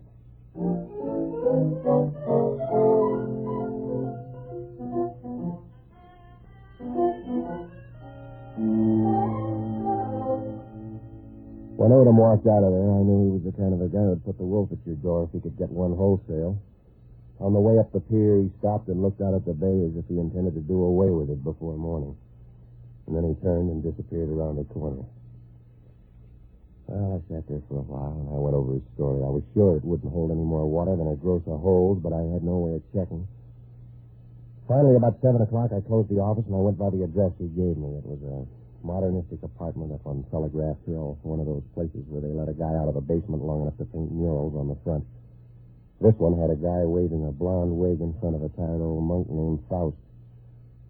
Wendy Morris' apartment was up on the second floor, and when I rang the buzzer, she opened the door with a nice, easy motion, like a cat getting ready to eat its young. I could see right away what Odom was talking about.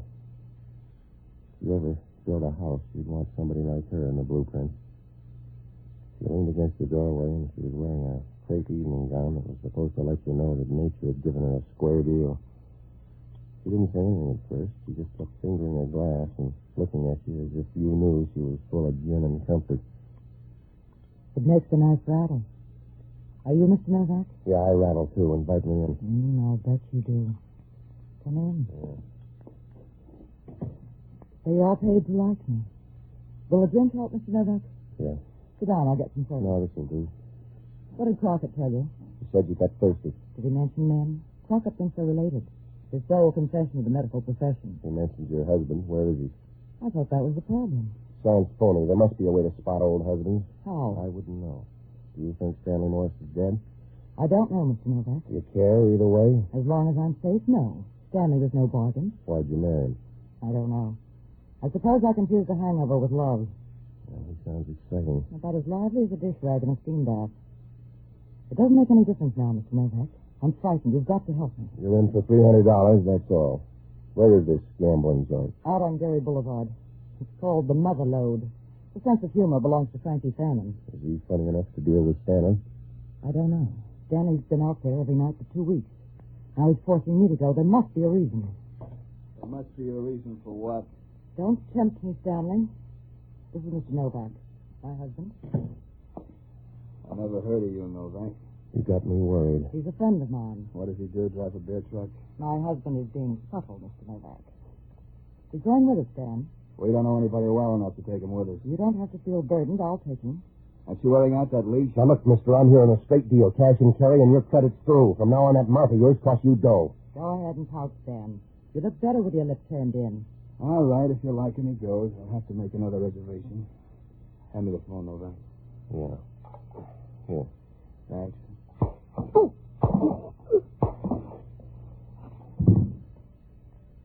Let's go, Wendy. Your friend backed out.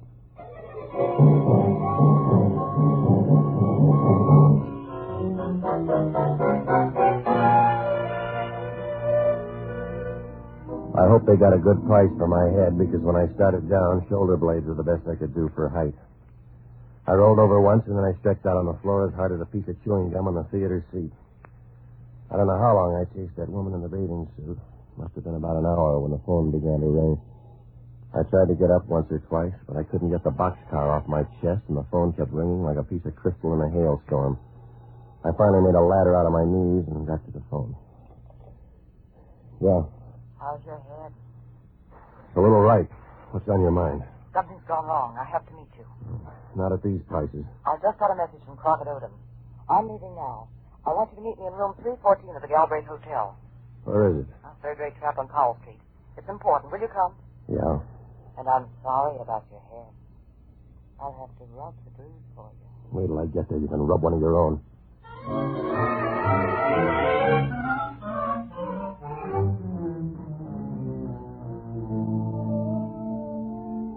She was right about that hotel. In a good season, they couldn't have drawn transient mice.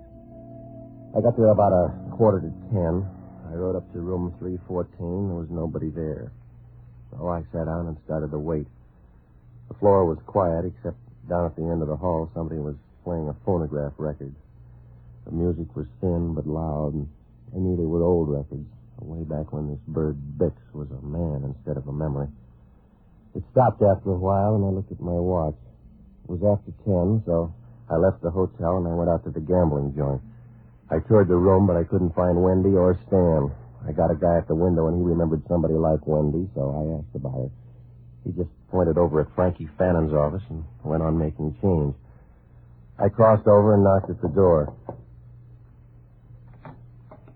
The guy that opened it had a face like 3 pounds of warm putty. It was moist and pink, and he got the idea they put the color in with a spray gun. And if his heart was made of the same stuff, they drained the oil out first. Yeah? My name's Novak. Who's arguing? I want to talk to you. Yeah? Where's Wendy Morris? I don't know. She was in here tonight. It's a jail term. I don't follow women home. Am I supposed to buy that? Look, Junior, I don't care whether you live or die. I haven't seen her. How about her husband? He owes me dough. What else? Ask his wife. He's an IOU to me. I don't know what you're doing here, but you better make your point fast. Now, look, Fannin, if you got a party, I don't want to blow out the candles, but I want some answers. Yeah? She got boosted in here tonight. Why? I brought her in for word games. I told her if her husband didn't square his fill, I'd work him into hamburgers. Yeah? She offered to bring the buns. Now, that's all the talk you get, mister. Tip the girl on your way out. I need the money. Come in. Choose up and tell me which one's Novak. I am. What's on your mind? And the other guy's Lucky.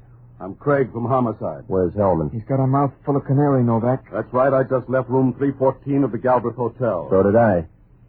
2 of us made it then. The girl didn't. Novak, he's trying to tell you Wendy Morris is dead. How do you know she's dead? It's the only reason cops drew. You want to see her, Novak? No. She was better alive. Come on down anyway. Maybe I didn't try hard enough.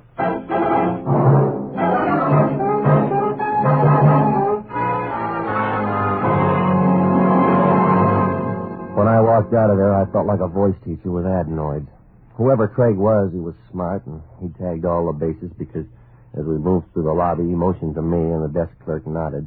Well, I didn't worry about that desk clerk because he hadn't said no for years. But when we got to room 314, I needed turn of passage. There were 3 or 4 of Craig's men grouped along the dim hall like dirty shadows, and inside, Wendy Morris was stretched out looking in the wrong direction. There was a white sheet draped over, and I wondered where the hotel had borrowed that, but Craig wanted to talk. You must have had a big beef, Novak. Sorry, we were friends. I'll bet that was fun. I was supposed to meet her here. She didn't show. The desk clerk says she did. Not while I was here. I was in that gambling joint by 10:30. The desk clerk says you asked about Wendy Morris. Then you came up here and killed her. That's the way I'm going to book you. Check on her husband. You can fit him in near the top of the list. She got one? It's a lot of blonde hair to keep indoors. Huh? Good blondes run like salmon. Wait a minute, Craig. Give me that sheet. Well. Yeah? Craig, you better not book me for Wendy Morris. Huh? If you do, you'll mix up all the on-duty angels because somebody killed the wrong woman. This isn't Wendy Morris. You must be wrong. How do you know? How does anybody know? They look different. They got different personalities. Take your pick, Craig, but somebody got the wrong woman. Take another look. I don't need another. With Wendy, the first look's for names and faces. Yeah? If you take a second look, mister, it's for love.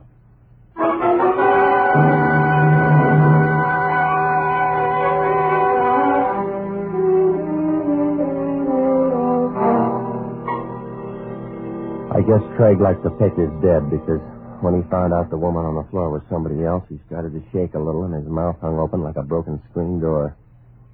I didn't blame him much. I tried to think back and piece it together, but it wouldn't work out. It almost made sense, like the broken phrases of an old conversation, but not enough of it came back, and, well, there was still something missing. What happened to Wendy Morris, and how about this girl on the floor? Where did she get her drag with heaven? I looked down at her again. She was pretty, if you like quiet girls. She had a vacant look in her eyes as if the brains had checked out without letting her know. And the color was starting to leave her face. The light was bad, and you had to look close to see her skin. There were little splotches of pink, and the rest was white, like shrimp that haven't been boiled long enough. Craig was worried, and that's something he couldn't hide. Who is she, Novak? I don't know, Craig. We didn't meet her soon enough to know. You should have checked. The hotel register says Wendy Morris. Who read it for you? Oh, you're tough, Craig. I'll bet you got the wino scared stiff. Keep on talking. I'll get you some help. Come on in. He wants to make a statement. On the bed, Novak. Where'd you get your boys, Craig? They look tired. On the bed, Novak. All right, Joe, take his arm. Yeah. The other two, hold his head back against the bed. Okay. Where's Wendy Morris, Novak? I don't know, Copper. You sure you're from homicide? So it's against the law. Don't tell anybody. Now make a statement, Novak. Yeah. Here's a statement about you, Craig. We'll find out downtown. You can save some teeth. Where's the other girl? I don't know. Hold him up. Yeah. Where's Wendy Morris? Craig, you can go.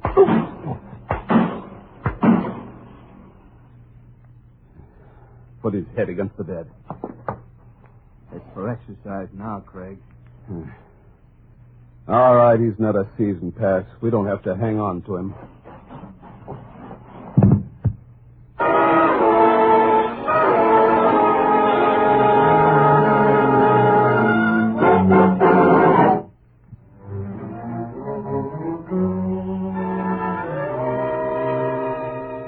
Craig's boys left me hanging on the foot of the bed with somebody's dirty towel and an old garter the maid forgot to pick up last month.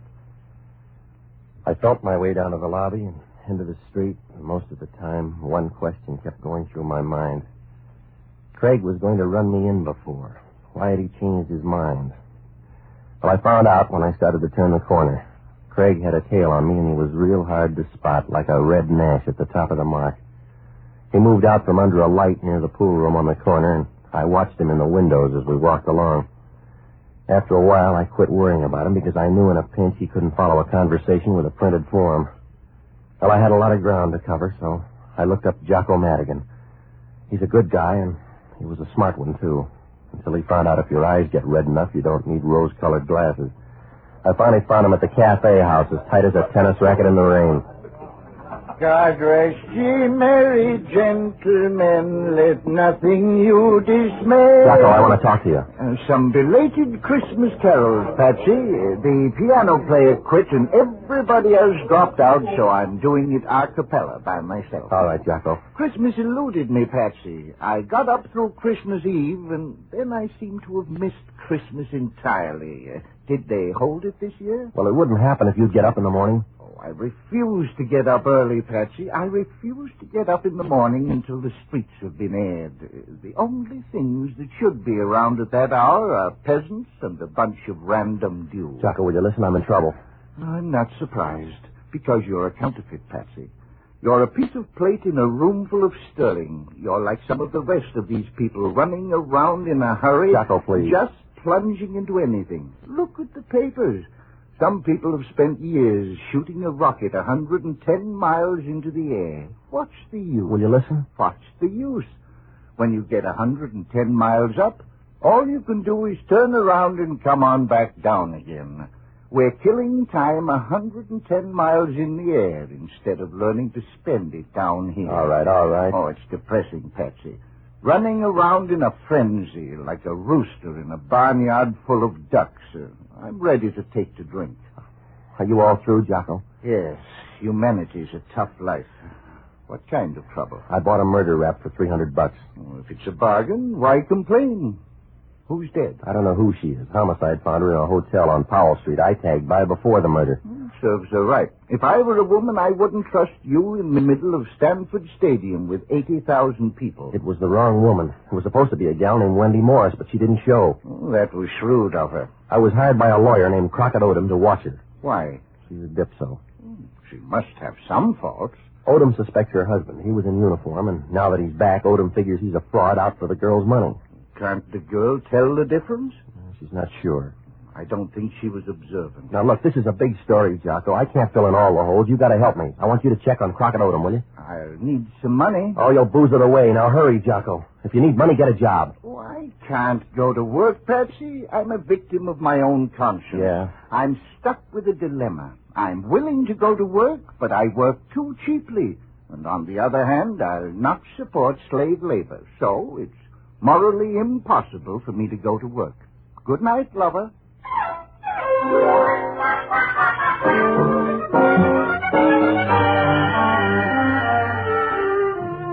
It was about 11:30 when I left Jocko, and the two beatings began to catch up with me. I had enough headache to pass out to a Bay Meadows crowd on a bad day. The tail behind me began to look tired, so I dropped by headquarters to give him a rest. I asked for the head of homicide, but the desk told me that Hellman was on his honeymoon, and they kind of laughed when they said it, as if they thought he got the girl there on a bench warrant. All they'd done at headquarters was identify the dead woman. Her name was Emily Van Kirk, and she had no record. I dropped by the hotel, and the first break showed down there. The desk clerk knew about Emily Van Kirk. He'd mixed the rooms up, and he'd put Wendy in the wrong one. That meant that maybe she was at the hotel after all. It also meant that Emily was in the clear. She was just a girl on her way to Seattle, and she got a longer ride than she paid for. I called Wendy's, but I couldn't get an answer, so I dropped by my place to wait for Jocko. Stanley Morris was there, chewing his fingernails, and when I walked in, he was up to the wristwatch. Mr. Novak, where's my wife? You're hiding her. She's good enough to hide, but this isn't the night. Well, where is she? She must have gone to you after that hotel. How do you know she was there? Did you drop by, too? Doesn't make any difference. Well, it makes a big difference to me. We're all out of phones. Now tell me about that hotel. Crockett Odom told me to come there. Why? I don't know. I was supposed to be there at 10:30. It was some kind of a crazy scheme. Was the dead girl mixed up in one? Sorry it wasn't Wendy. Odom tried to break up this marriage. I wish he had. You sound feeble, mister. You don't know her the way I do. She's a cold-blooded animal. The only cold-blooded animal that doesn't bear fur. You're building a case. I don't know what'd have her around. I suppose you would. There's a certain localized beauty you'd go for, but nobody else would have her. They'd find out what she is, a puff adder with a good figure. Yeah. Wait a minute. Huh? We got company. Somebody's coming in the door. Watch it. There goes the light. All right, stand back.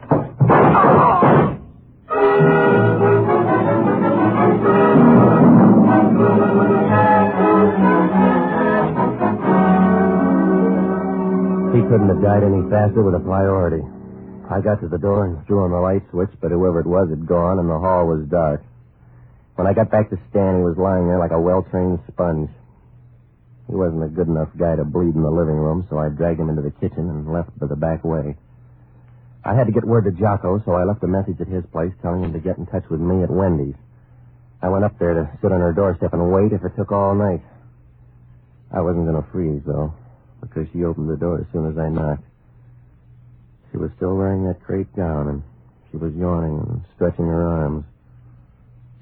Oh, you might not want to bring her home to Mother, but you'd want to start anyway. Do you always look at women this way, Patsy? I feel like Eve. And I'll bet you get a kitchen full of apples. Do I argue or come in? You may argue, but do it in here. Yeah. When'd you get back? Why? Somebody just killed Stan. If you're sure, the drinks are on me. He didn't like you either. We'd be even if he had anything to start with. Don't ever marry, Patsy. Now, look, lady, I'm nursing a murder rap, and I need some answers. Was Stan a phony? He's the same guy I married, if that's what you mean. You weren't sure 4 hours ago. I wanted an answer then. What kind? You're too far ahead, Patsy. Come to a trot and have a drink. Lady, has anybody ever told you about a slow burn? I got one now. I'll bet you have, darling. Oh, this room isn't big enough for games, baby. Come here, Patsy. Go find a guy with a bag of wild oats. Stop shadow boxing, Patsy. All right, baby. Patsy. That's what makes the poor so happy. They don't have phones. Yeah. Patsy, this is Jocko. What'd you find out? Crockett Odom is in love with Wendy Morris. Does it go both ways? Well, different rate of exchange. I got something else, too. Yeah? Her will is a big temptation. Go ahead. If she bows out, all the dough goes to her husband. Maybe the guy is a fraud. Oh, he's going to have it straightened out. What else? The funny part of the will. Uh-huh. If they're both dead, all the dough goes to Crockett Odom. You better see him in a hurry. Well, that doesn't make sense. If he killed her and got all that dough, it'd cost him that much to get another like her. Maybe not. Uh-huh. You haven't seen her, Jocko. He wouldn't pass that up. She's nice and speedy. Oh, I can explain that. When you're over 50, you don't mind the speed. It's the freewheeling you hate to think about.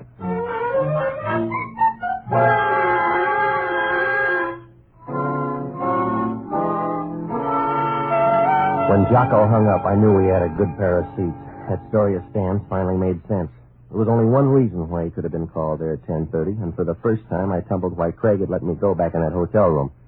Everything was right in place, like a mixmaster in a bride's kitchen. I dropped by headquarters and left a note, and then the girl and I ran into Craig down at the desk. I briefed him on what had happened, and we rode up to Crockett Odom's apartment. When we got to the living room, things turned stormy. Hello, Novak. It's too late to start a party. Oh, you're going to like this one, Odom. That's right, darling. You'll love it. This is Craig from Homicide. He wants you for murder. It doesn't sound right, Craig. Novak's calling it. See him. I talked to Stan before he died. He tipped your mitt, Crockett. He couldn't tip a water glass. He was smart enough to know you sent for him. That's why he didn't show at 10:30. You better have it in writing. No, I don't need it that way. I got Craig. He won't let you out that easy. What's he talking about, Craig? Homicide will shake him down too fast. You're with the walking dead now, Craig. I left a note. They know you killed the girl. Are you crazy, Craig, to come up here? I can't argue now. He's too lucky, Odom. I got all sevens tonight, Craig. Crockett Odom sold you bad goods. He did everything wrong. Thanks, Odom. I'm going to leave you, but don't let the bag get too heavy. Now, wait a minute, Craig. You're not going to let me hang for this. You won't. They burn in this state. Stay away from that door, Craig. Sorry, Odom. You dealt me in, but I got bad cards. I want to see you play them alone. Can you get by this gun? I'll make a try. Hang on to your skin.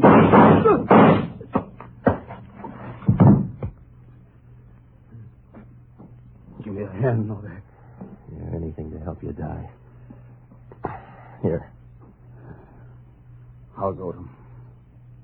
He'll keep. Yeah. I'm sorry, Novak. What'd I do wrong? Everything. But mostly when you let me go up in that hotel room. Yeah. I should have pinched you then. I'm a tender-hearted guy. You're a bum, Craig. I can move you down a step lower even. You're a liar. I checked. You're not working for the city. They never heard of you downtown. I'm not going to make it, Novak. Lay my head down. Yeah. I'll put it down easy. Goodbye, Craig. I hope you have a long night.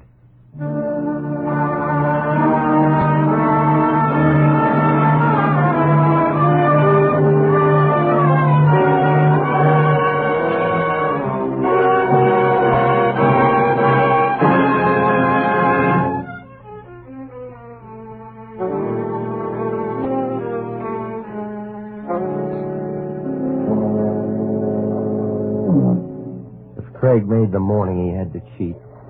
They patched up Odom and got most of the story out of him. Jocko was right. Odom got tired of chasing the girl and went after the money instead.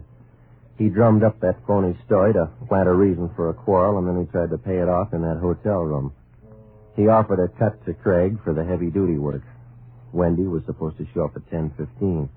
Craig would kill her and wait. When Stan showed up at 10:30, Craig was supposed to stage a fight and kill him. That way, he'd be in the clear, and so would Odom. They'd say it was a husband and wife quarrel, and Craig had a phony shield to back him up. Craig dreamed up that story about being a cop. But the whole scheme went haywire when the desk clerk mixed up the rooms. Craig killed the wrong woman, and Stan got there late. That's why he got scared when it turned out to be somebody else, so he let me go. Odom was afraid that Stan had showed up and knew the story, so he had a ticket right away. The guy who tailed me was handy for that. When did I first tumble to something wrong? When I was sure that Crockett Odom had told a lie. He said the girl was a dipso, but when I got there, she was drinking soda with her whiskey. And a good dipso won't waste that much time. Well, it worked out all right. Hellman was on his honeymoon, so he didn't have any questions. I'll bet his wife did.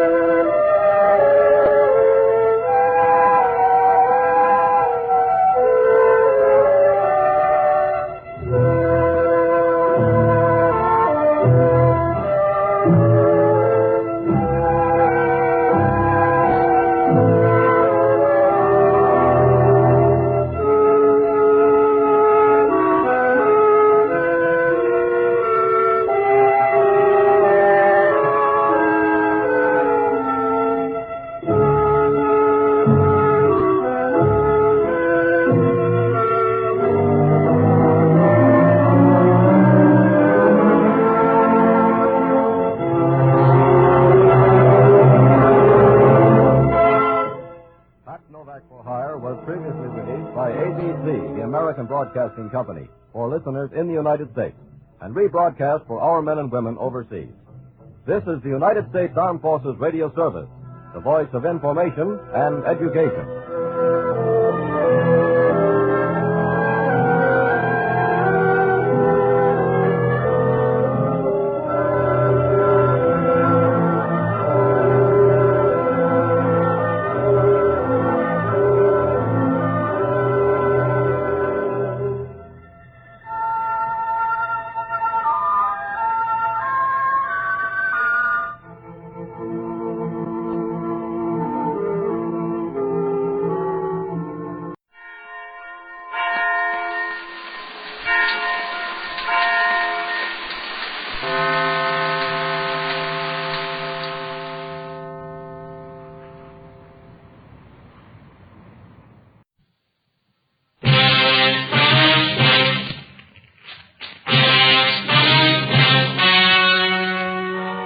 The story you are about to hear is true.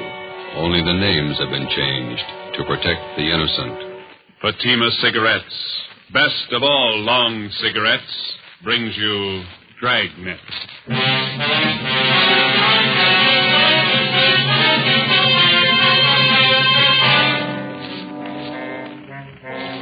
You're a detective sergeant. You're assigned the Juvenile Bureau. The high schools in your city have been flooded with obscene literature. You stamp out one source, and a dozen more spring up. Your job, stop them. If you want a long cigarette, smoke the best of all long cigarettes. Smoke king-size Fatima. Fatima is the long cigarette which contains the finest Turkish and domestic tobaccos superbly blended to make Fatima extra mild. And that's why Fatima has a much different, much better flavor and aroma than any other long cigarette. That's why Fatima has more than doubled its smokers coast to coast. So, enjoy Fatima, the best of all long cigarettes. It's wise to smoke extra mild. Fatima. It's wise to smoke extra mild Fatima.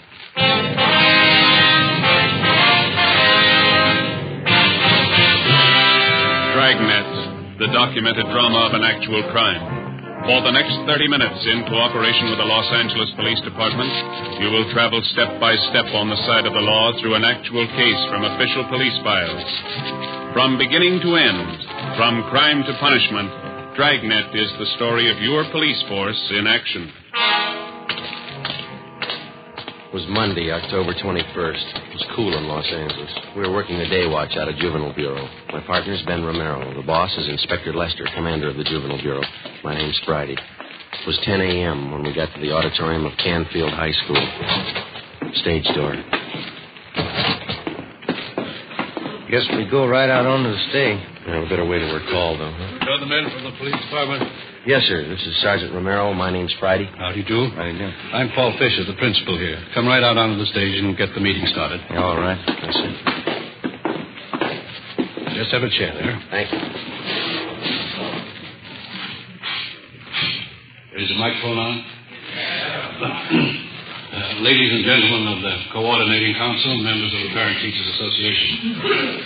As you know, this meeting has been called for the purpose of discussing ways and means to bring about an end to the distribution of the filthy and obscene books and pamphlets that have been littering every high school campus in the city of Los Angeles. We've tried every means at our disposal to clean this matter up, and they all seem to fail. On the advice of the Coordinating Council, and this is available to the PTA, we've called in the authorities. Here to discuss the matter with us this morning are two officers connected with the Juvenile Bureau of our police department. Sergeant Romero and Sergeant Friday. And now, may I turn the meeting over to Sergeant Friday of the Los Angeles Police Department. Thank you. Ladies and gentlemen, the only way we're going to get to the bottom of this thing and put a stop to it is to get all the information we can on where this lascivious material is coming from. You people, as parents and teachers of the children who are buying and reading this stuff, might be able to give us some help. So, if it's all right with you, Mr. Fisher, I'd like to hear from some of the people sitting out there, if I may. Certainly. Go right ahead. Thank you. Well, if any of you people have anything to say or any information, any questions, why, we'd be glad to listen to you and do our best to answer your questions. Yes, the lady out there, go right ahead. I'm Mrs. Stein. I know of a place in our neighborhood that has dirty books.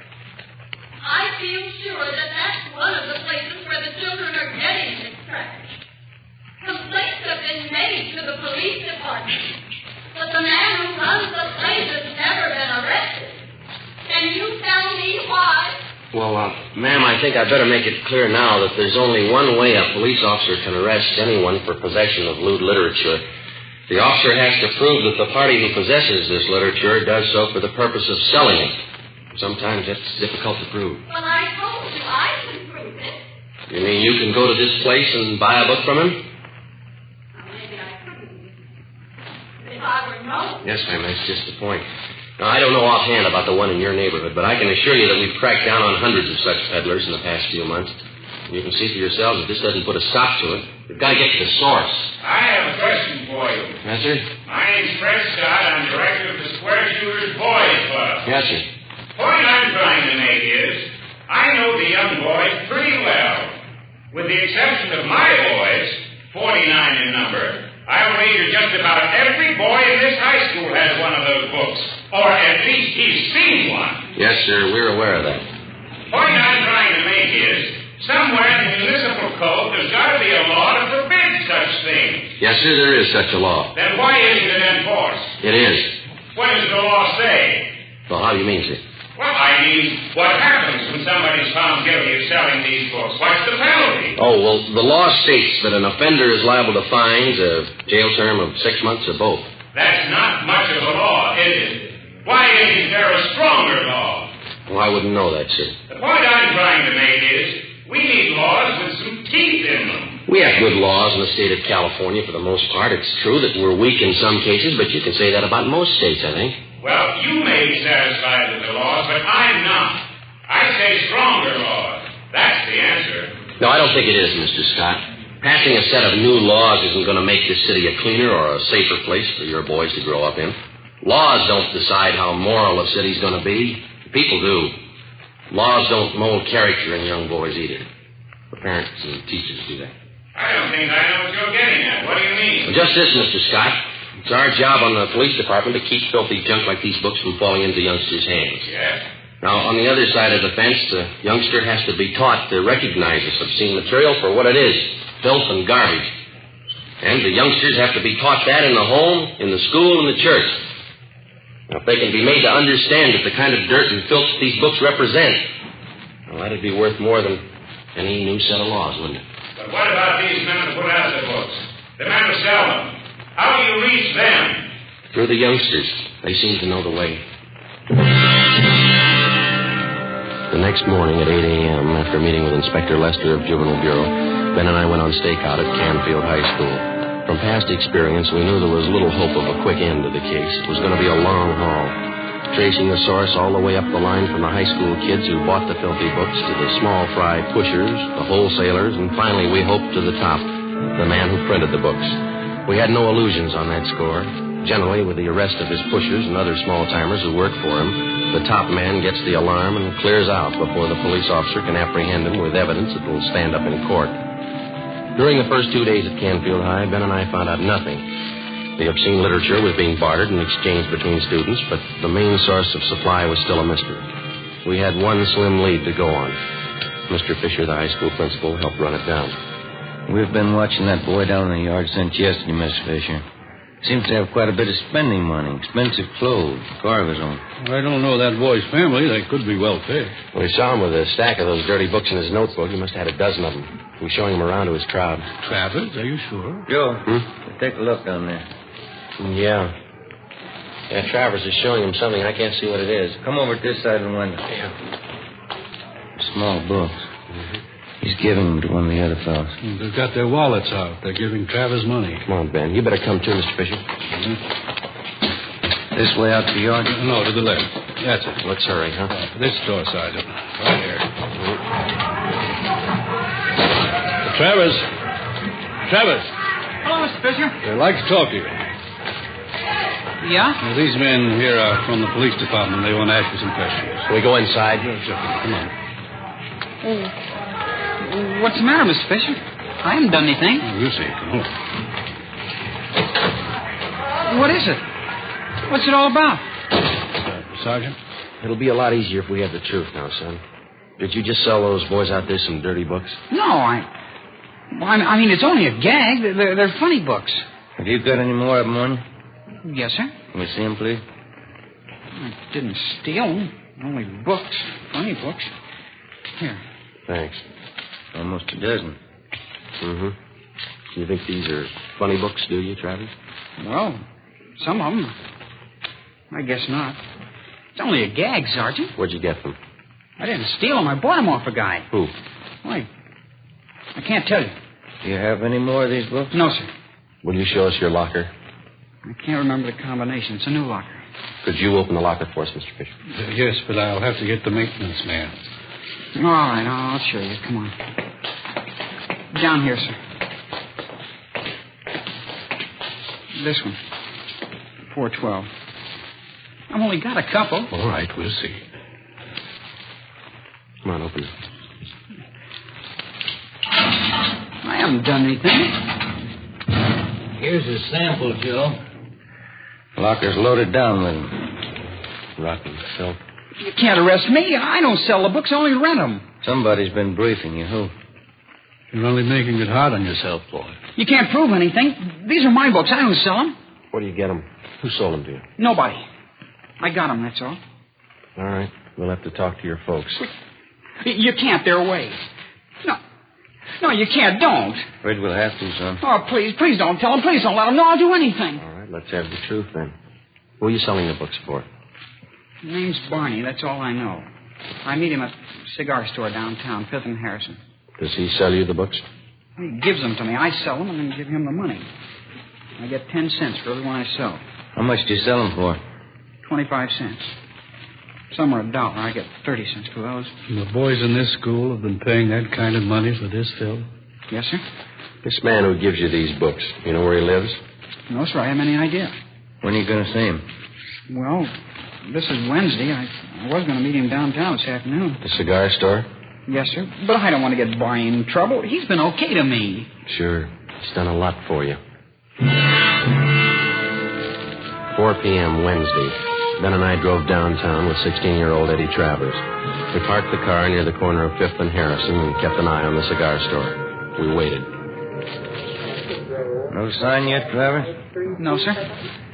Barney usually waits by the newsstand there. I haven't seen him yet. How long you been selling for this man, son? About 3 months, maybe 4. Any idea where he gets the books? Well, just a minute, Sergeant. Yeah? I think... Yeah, that's Barney, the one going up to the cigar counter. The man in the gray suit there? Yeah, that's him. He's going into Juanita's Cafe. Is that where you usually go after you meet him? Yes, sir. You better take the boy back to the office, Ben. I'll tail this guy and see what I can find out. Okay, you want me to pick you up later? I'll call you at the office. Oh, you got any matches? No, I'm out. I'll pick some up at the cigar stand. Right. See you later. Yeah.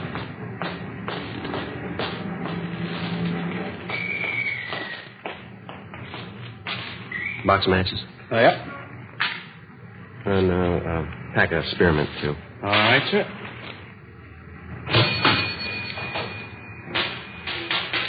Much obliged. Got a special on Old Typical New Bourbon today. $2.69 a fifth. No, thanks.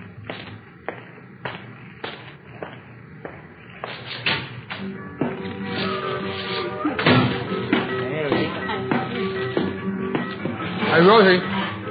Rosie, another tamale when you get time, huh? All right, Barney, go come in.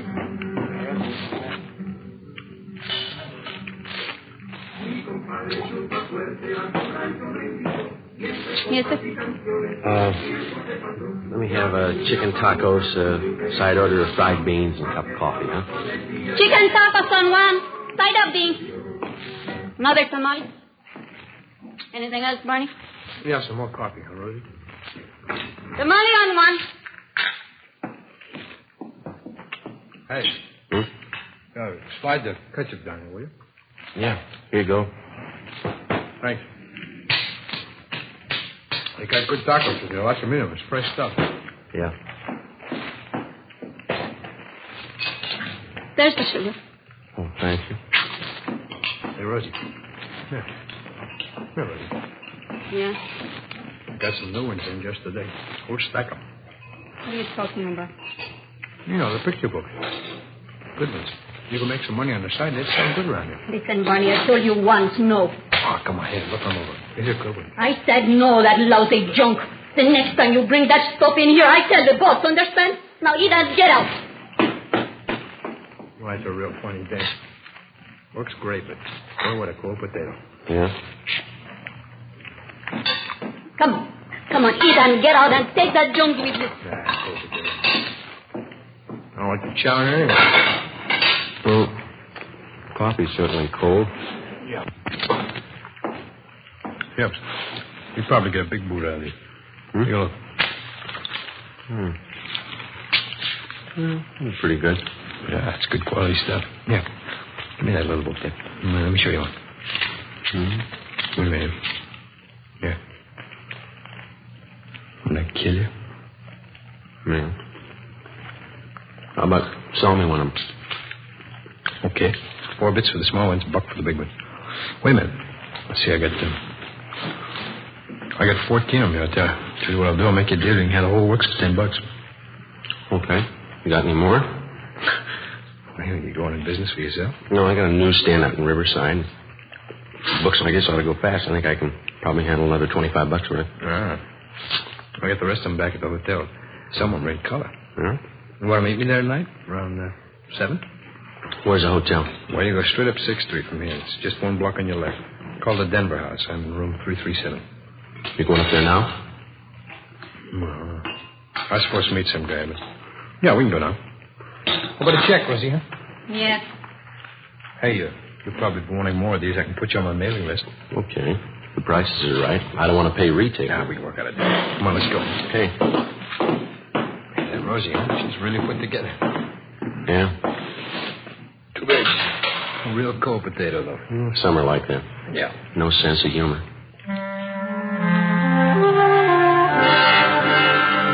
We left Juanita's Cafe and walked up Harrison Street to 6th. We turned left and went down 1 block. It was 5 minutes to 5 when we got to Barney's room in the Denver house, number 337. He dragged out a steamer trunk from under the bed and counted out a stack of books and pamphlets covering the general topic of degenerate filth in stories and photographs.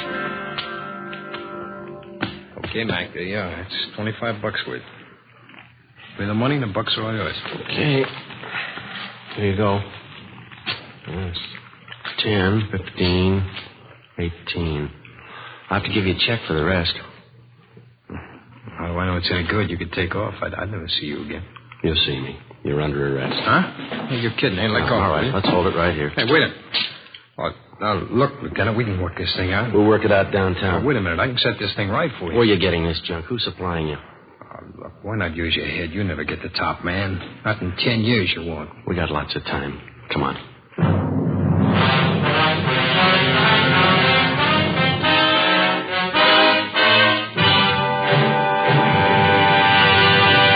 You are listening to Dragnet, the case history of a police investigation presented in the public interest by Fatima Cigarettes. If you smoke a long cigarette, it will be in your interest to listen to a typical case history of a Fatima smoker. It's the case of Mr. Joseph G. Hertzberg, city editor of one of New York's great newspapers, and this is his actual signed statement. I recommend Fatimas to anyone who likes a king-size cigarette.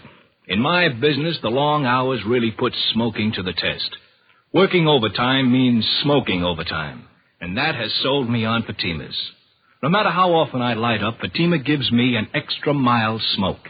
And Fatima flavor, it's much better every time. I've found out it's wise to smoke extra mild Fatima. And more smokers are discovering this every day.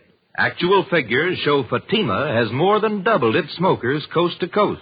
So enjoy Fatima yourself. The long cigarette, which contains the finest Turkish and domestic tobaccos, superbly blended to make it extra mild. You will prefer Fatima's much different, much better flavor. You will agree. It's wise to smoke extra mild Fatima. It's wise to smoke extra mild Fatima. The best of all long cigarettes.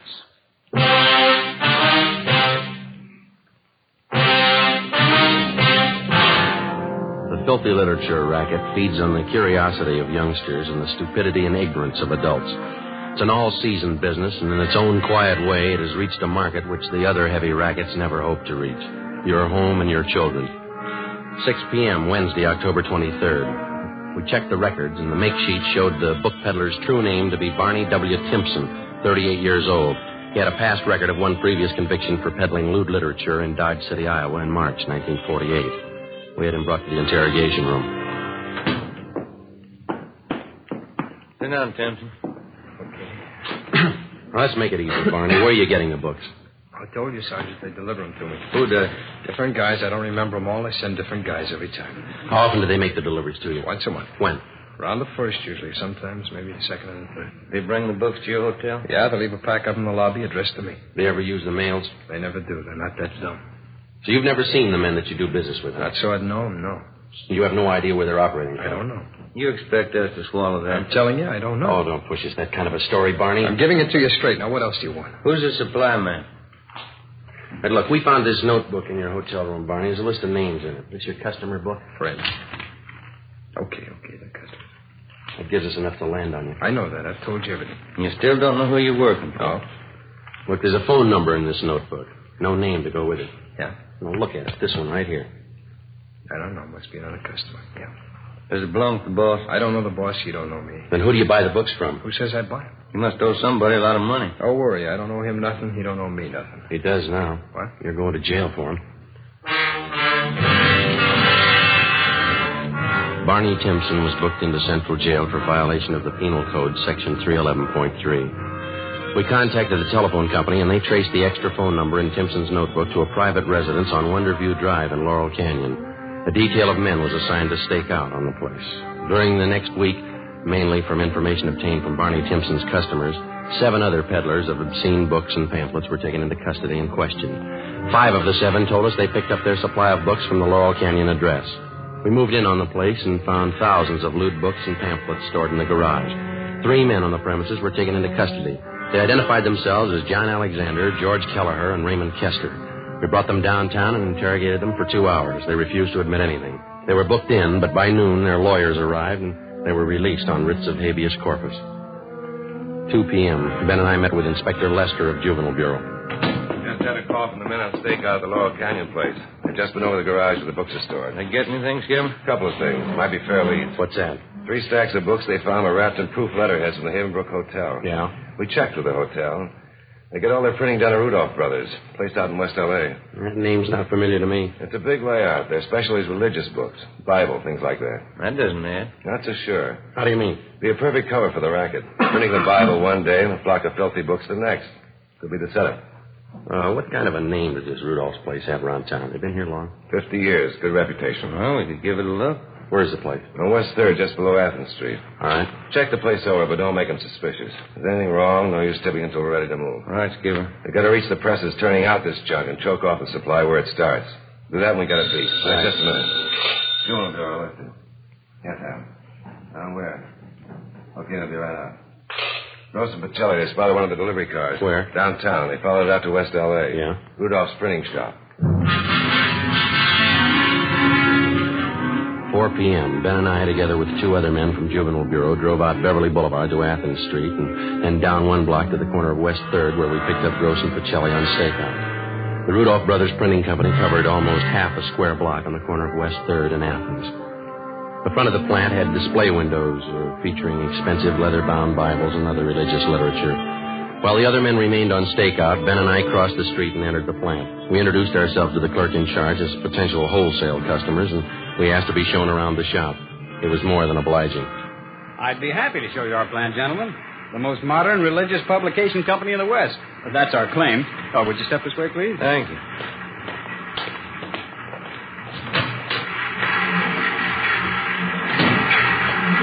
On your left there, those are 3 of our new level machines. Excellent mechanisms, needless to say. Mm-hmm. You must employ quite a few men in here. 65 full-time. Enough to meet any emergency rush jobs you might want done. Now, over here are Bush Emerson hand presses. Oh. You handle only religious books then, huh? Nothing else? That's right, sir. We specialize exclusively in that. You don't take in any small contracts, school journals, things like that? No, our steady customers take up all our time. Here on this stone, you see the pages of a new prayer book we're getting together. Very ultra. Mm-hmm. An entirely different kind of typeface. Oh, is that so? Yes, and back there, along the wall, are new linotypes. The very latest, monotypes. Then the proof presses. Next to them are proof readers. And the flatbed trussload press beyond that. Seems like lots of activity. Business is pretty good, I guess, huh? Oh, yes, we're kept pretty busy. Quality printing is always in demand. Yeah. Well, thanks very much for showing us around. Not at all, gentlemen. Anytime. Here, this way out. All right. I'll get you one of my cards here. There you are. Oh, thank you.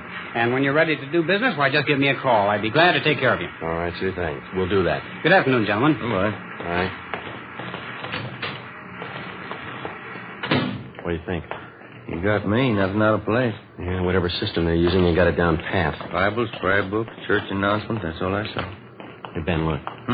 That man getting out of that car going into Rudolph's there? Alexander, the guy we picked up this morning out of North Canyon. Yeah. Printing plant continued. 6 p.m. The lights in the display windows went out. The shades were drawn. We watched the employees leave. 6:30 p.m. The lights in the plant were still burning.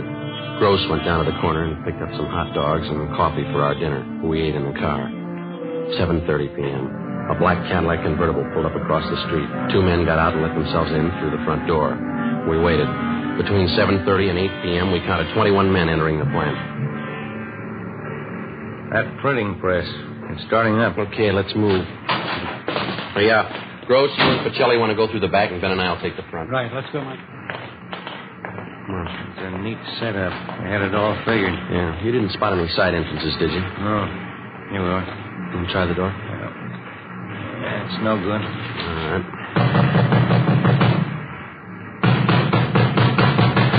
Who is it? Police officers, open up. All right, come on, open up. The press is up. All right, let's hit it quick. Come on, again. There we go. There they are, Joe. They're trying to smash the plates. Come on. Pacelli, save those plates! Watch it, Ben. All right, come on. All right, you, all right, hold it. Title against the wall. Hey, Gross, get those plates off the press, will you?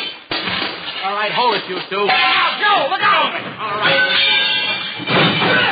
Get the plates, Joe! I round up those men and keep the doors covered. Get away from those tables. Come on over to the wall. That's about most of them, Joe. Those 2 men going out the door. Come on, head them off, will you? Come on, you. Come on, back in. Get out. Wait, get your hands off her. Hold it up, mister. Come on, over there with the rest. You'll pay for this. I'll sue you down your last nick. Yeah, come on, simmer down. Hey, Joe, we got Rudolph going out the back. Right. Call the office, will you? We're going to need transportation. Okay. Take those 2 with you, huh? Right, come on.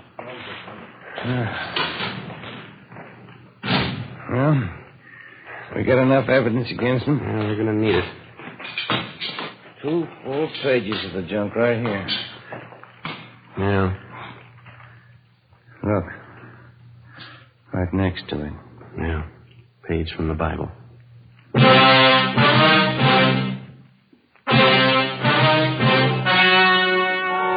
The story you have just heard was true.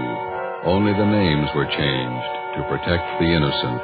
On January 9th, trial was held in Superior Court, Department 94, City and County of Los Angeles, State of California. In a moment, the results of that trial. It's amazing how many long cigarette smokers are changing to Fatima. Here is the actual report. From coast to coast, king-size Fatima has more than doubled its smokers. Yes, more and more smokers every day are discovering that Fatima is the best of all long cigarettes.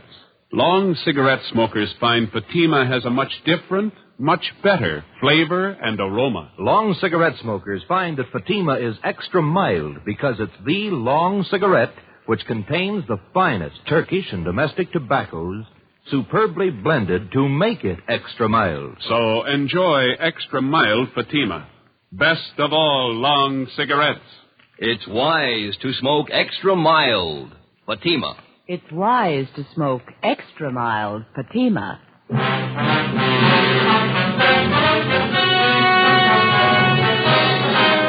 Frank Rudolph and 16 of his accomplices were tried and convicted of possessing lewd and lascivious literature for the purpose of sale. They received sentences as prescribed by law and are now serving their terms in the county jail. Remember this Saturday, because that means Dimension X on NBC.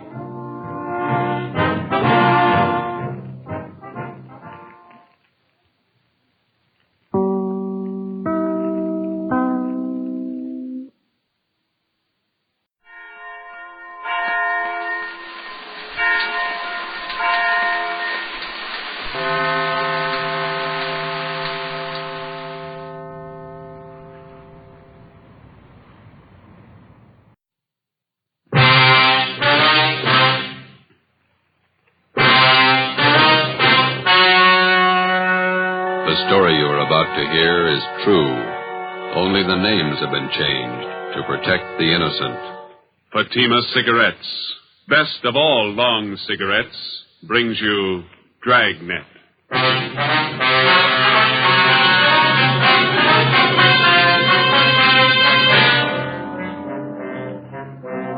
You're a detective sergeant. You're assigned to robbery detail. Vicious gunmen have committed assaults, robberies, attempted murders. Their victims, Army officers stationed in your city. Your job, get them. If you want a long cigarette, smoke the best of all long cigarettes. Smoke king-size Fatima. Fatima is the long cigarette which contains the finest Turkish and domestic tobaccos, superbly blended to make Fatima extra mild. And that's why Fatima has a much different, much better flavor and aroma than any other long cigarette. That's why Fatima has more than doubled its smokers coast to coast. So, enjoy Fatima, the best of all long cigarettes. It's wise to smoke extra mild. Fatima. It's wise to smoke extra mild Fatima.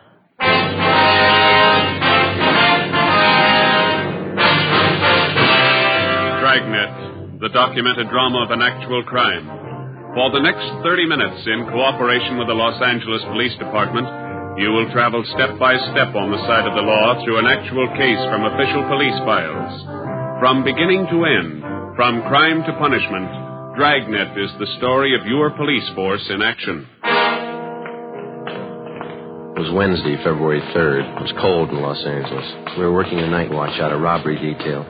My partner's Ben Romero. The boss is Thad Brown, chief of detectives. My name's Friday. It was 1:45 a.m. when we got to Highland Park Division. Booking desk. Hi, Shepard. Hi, Friday, Ben. Hi. Brings you out here. We've got one to book, Shep. You want to do the honor? Okay. Just a minute. Well, I sharpen this pencil. Right. All right, Jackson. Take it easy. Yeah. Relax, huh? Jerks. Okay. Yeah, let me get a new form in the machine. All right, what's your name? Roy Jackson. Address? 414 Alabama Street. Age? 23. Location of arrest? 1730 West Hill, the old Ranger Tavern. Ranger Tavern. Time of arrest? 11:25 p.m. Charge? Suspicion 211 PC. PC. Come on. Let's get this over with. Hey, you got lots of time. Let's check your property. All right, Jackson. Everything out of your pockets. Put them on the desk.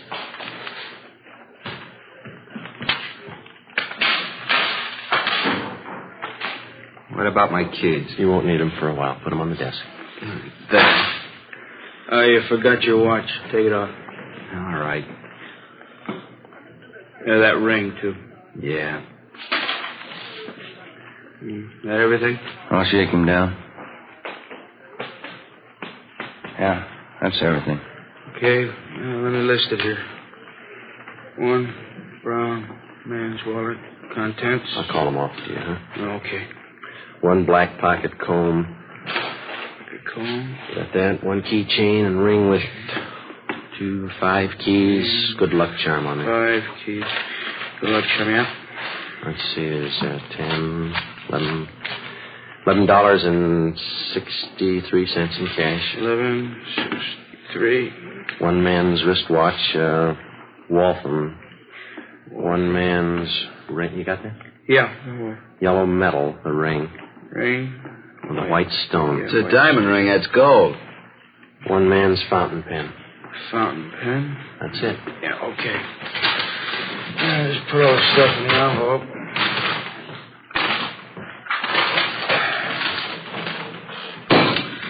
Okay. Get me a booking number, will you, Jimmy? Here's a receipt for your stuff, Jackson. Itemized. Yeah. Here's your copy, fellas. Thank you, Chef. Murdoch.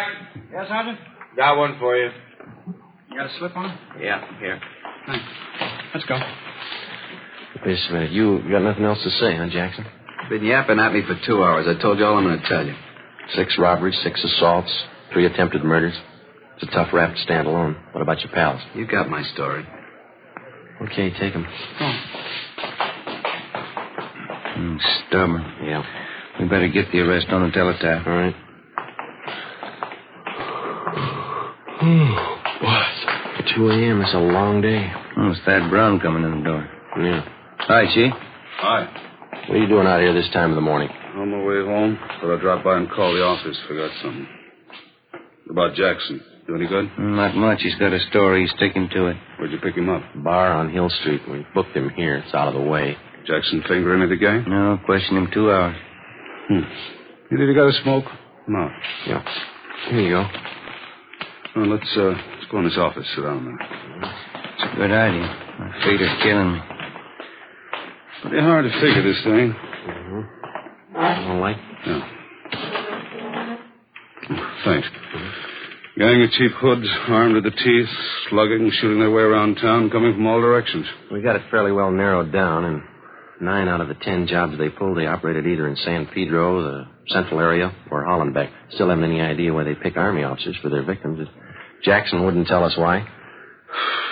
The MO still the same? They haven't switched? Not a bit. The hold-up men still dress as Army enlisted men. They steal a car, offer rights to officers, slug them, rob them, and shoot them. Same thing, 10 times over. Does the Army check their personnel out at the fort? Keeping tabs on as close as possible. I don't think it's the work of any bona fide enlisted men, though. We'll haul out Jackson and talk to him again in the morning. Maybe he'll be ready to tell us something by then. I'll stay after him. If you need any more men from Metropolitan to help out on this thing, let me know. Okay, Skipper. You better make that call and get home. Late. Yeah.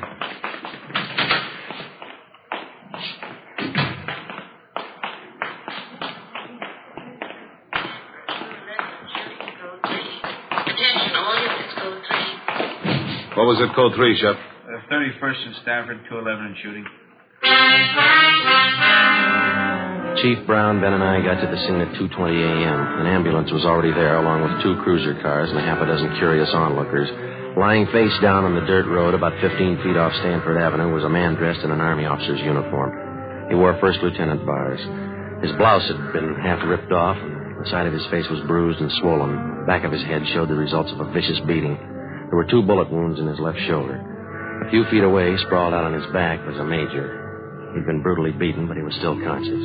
While the ambulance attendants gave first aid, we questioned him briefly. Both bodies were lying 30 feet from the interurban railway tracks. Feel up to telling us how it happened? Hit me on the mouth. The gun. Can't talk too well. No, don't try to get up, Major. That was Lieutenant Kelly. He was with me. He'll be okay. They're getting him in the ambulance. We were hitchhiking downtown, Kelly and me. 2 men in the gray sedan picked us up. Said they were going back to the fort. How were the men dressed? You remember? Too much noise. What do you say? Just a minute. What was that? The PE train going by. Now, can you tell us about it? Enlisted men. One is a tech sergeant, and a private. He said they'd drive us back to the fort in a gray sedan, Pontiac. Excuse me, Sergeant. Oh, yeah, sure. I'll have to take care of those face wounds. You can go ahead. Okay. Did you see the license number on their car? Too dark, no. Gray sedan. Pulled guns, stopped the car here. Took our money, everything. That's so sting a little. Yeah, it's good. You think you'd recognize the men if you saw them again? One was tall, 6'2", I guess. Think I know. They shot Kelly. He tried to run. They shot him. How is he? He's okay. Is there anything else you can tell us about the man? Ambulance is ready. Take him. We can talk to him later. All right, Rob. Yeah.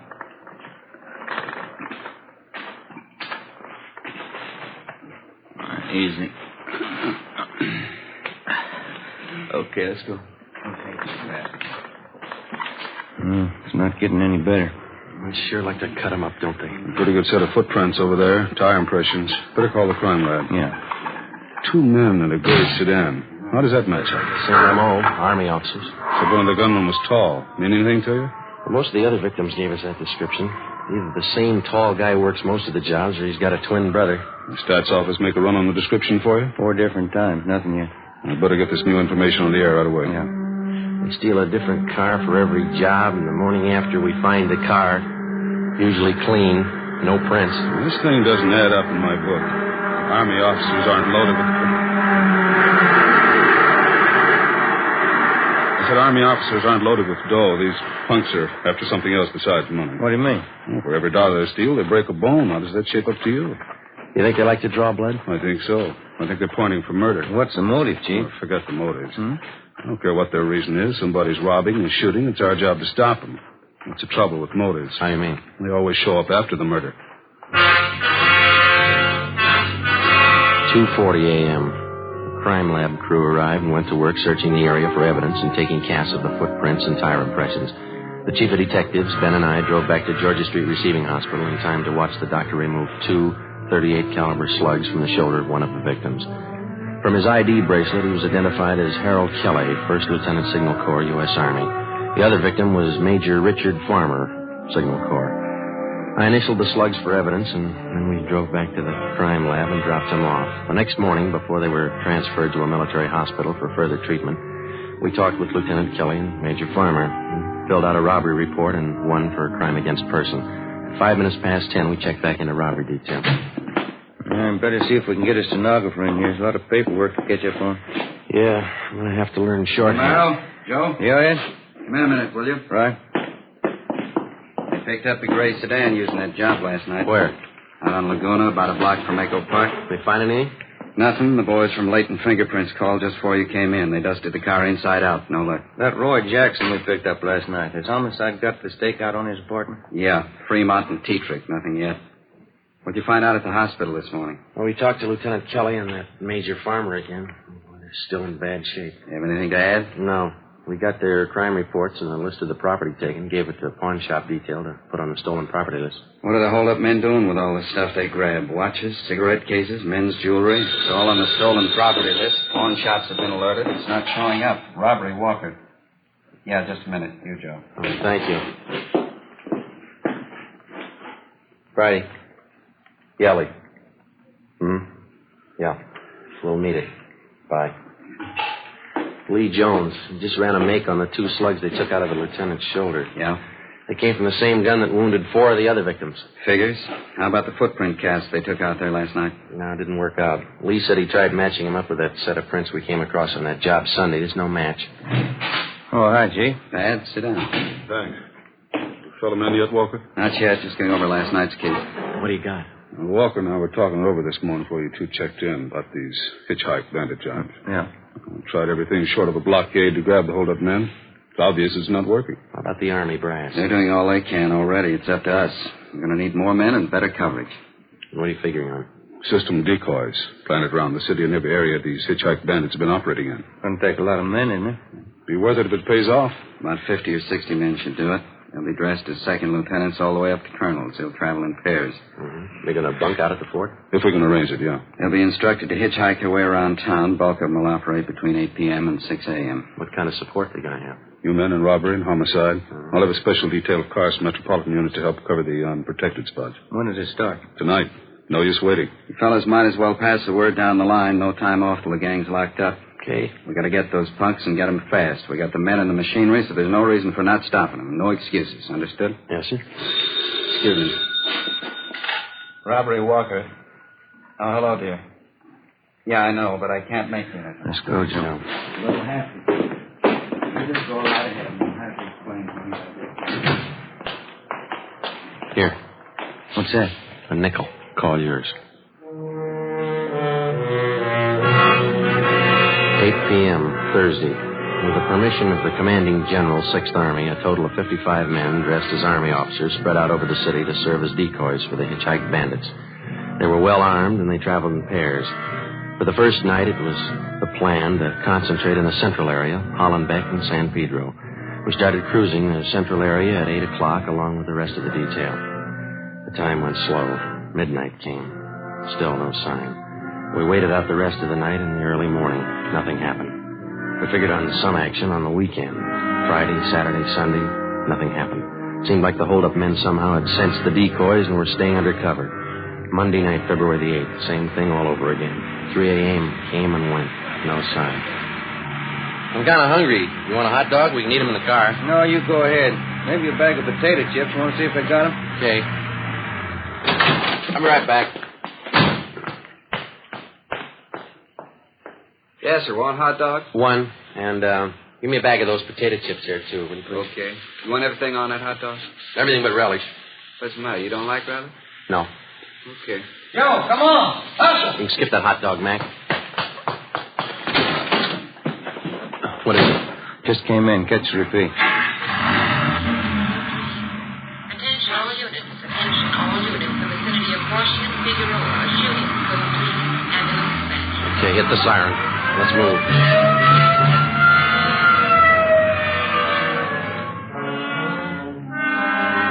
When we got to the scene, neither of the two victims were identified as police decoys. One of them had already been placed in the ambulance. Ben went over to talk to him.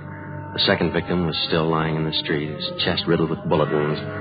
Two figures bent over him, an ambulance attendant and a priest. That heavenly Jerusalem where God shall wipe away the tears from your eyes, where there shall be no more sorrow, no more sickness, no more death, where you will live forever in possession of that happiness which the eye hath not seen nor the ear hath heard, neither hath it entered into the heart of man what things God hath prepared for them that love him. Same as that up, Joe. Hitchhike game. Yeah. The other victim can't help us much. How about this man? Oh, wait a minute. In the name of the Father, and of the Son, and of the Holy Ghost. Amen. There's your answer.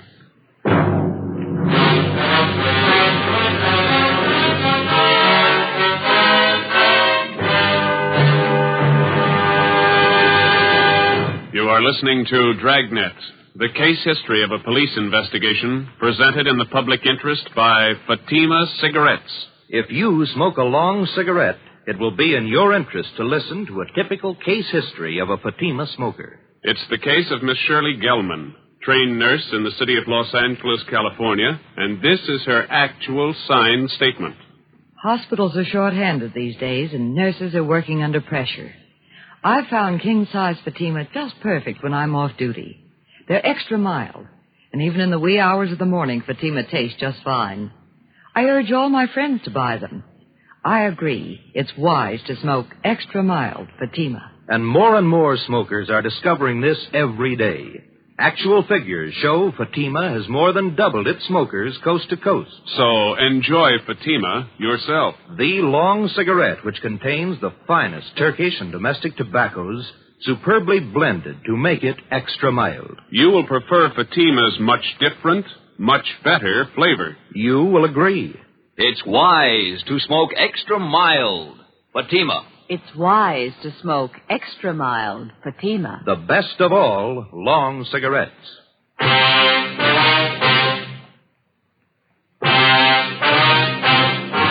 Wednesday, February 10th. At the inquest, the murder victim was identified as Marine Corps Lieutenant Robert Paul Lawrence, age 24.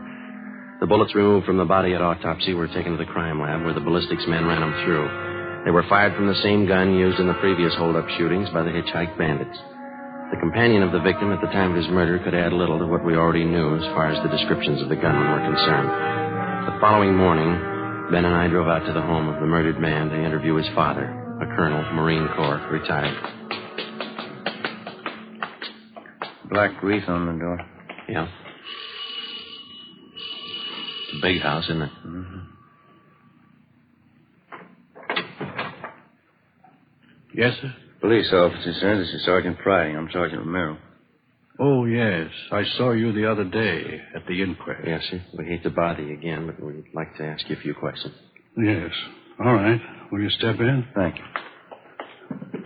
And this way. He was a small man, well-built, with thick snow-white hair combed straight back and a neat white mustache well trimmed. He walked deliberately with his shoulders thrown back as he showed us into a large living room richly furnished. A picture of the Battle of Belleau Woods hung over the large fireplace. The rest of the pictures in the room were of famous Marine Corps officers. Now, gentlemen, how can I help you? It's about your son, Robert. We didn't want to bother you at the inquest. Yes. I guess I don't have to tell you. Bob's death was a blow. Yes, sir. He's been staying here with me from time to time since my wife died last year. House this big needs people. Just myself, the wife gone. Yes, sir. We'll only take a minute. You see, everything had been taken from your son, and we'd like to find out if you know what personal property he was carrying at the time he was... Well, I don't know. I guess he had the usual things, a few dollars, his wallet, St. Christopher medal, silver, his watch. Was the St. Christopher medal valuable? Oh, not too much, no, not monetarily. And that watch? Well, yes, that was worth something, a pocket watch. I gave it to Robert when he was commissioned at Quantico. That's his graduation picture on the mantel. Here. This is Robert. Yes, sir. Mm-hmm. Fine boy, Sarge. Robert was a good Marine. You think you could describe the watch for us? Gold pocket watch. Cost quite a bit when I bought it for him. There's some engraving on the inside of the cover. What is it? Says, from an old Marine to a young one. Signed, Dad. Mm-hmm. Anything else about it, sir? Very fine jeweler friend of mine made the watch. It has small chimes inside, and when you push the lever on the side, it chimes the hour and nearest quarter hour. Very clever. Yes, sir, I see. And as far as you know, then, those are all the valuables he had with him. Yeah. All right, Colonel Lawrence. Thanks very much. You don't have to rush off. Can I fix you a cup of coffee? Stay a while, won't you? I'm sorry, Colonel. We have to get back to the office. Oh. Well, let me show you to the door. I hope I've been of some help to you. You're not feeling so well. You've helped a lot, sir. Thank you. Thank you. Goodbye.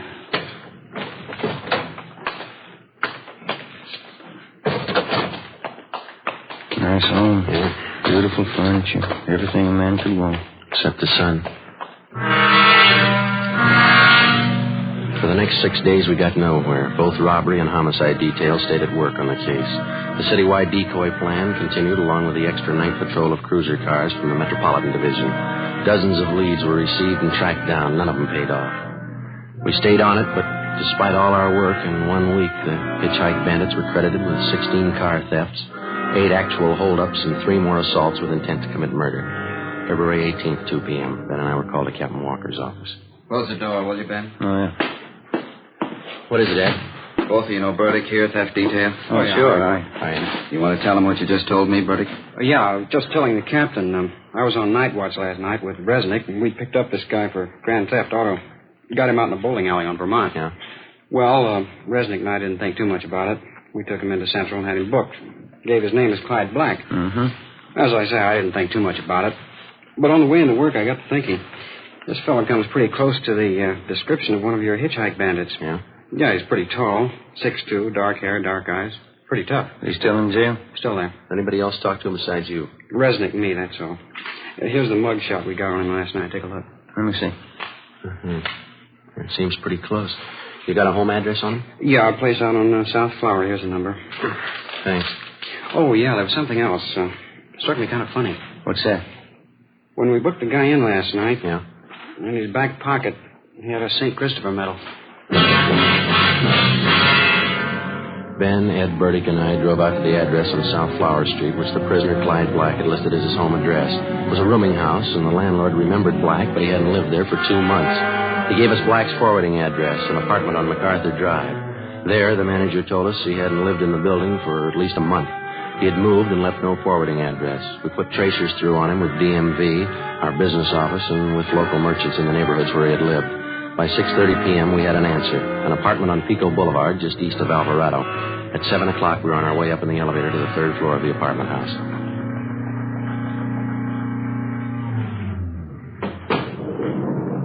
It's number 307. Must be down this way. Come on. Pretty run-down place. Musty. Yeah. This is it, 307. Somebody's in there. The apartments have back doors, Joe. You want me to cover it? Yeah, you better hustle. Right. Okay.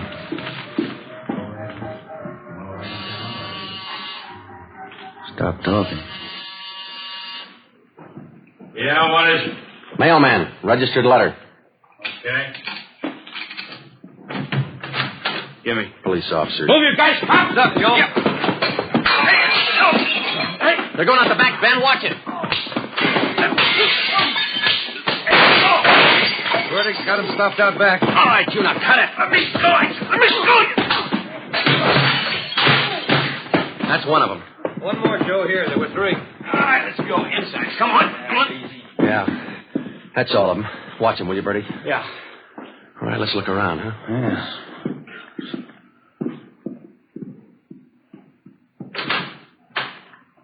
Take a look.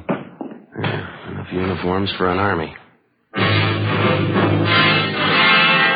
Before we left the apartment, we searched it thoroughly and found dozens of personal valuables, watches, rings, and wallets. There was also a .38 caliber Colt. We took the 3 men downtown and booked them at Central Jail. And we dropped off the gun that we found at the crime lab for a ballistics check.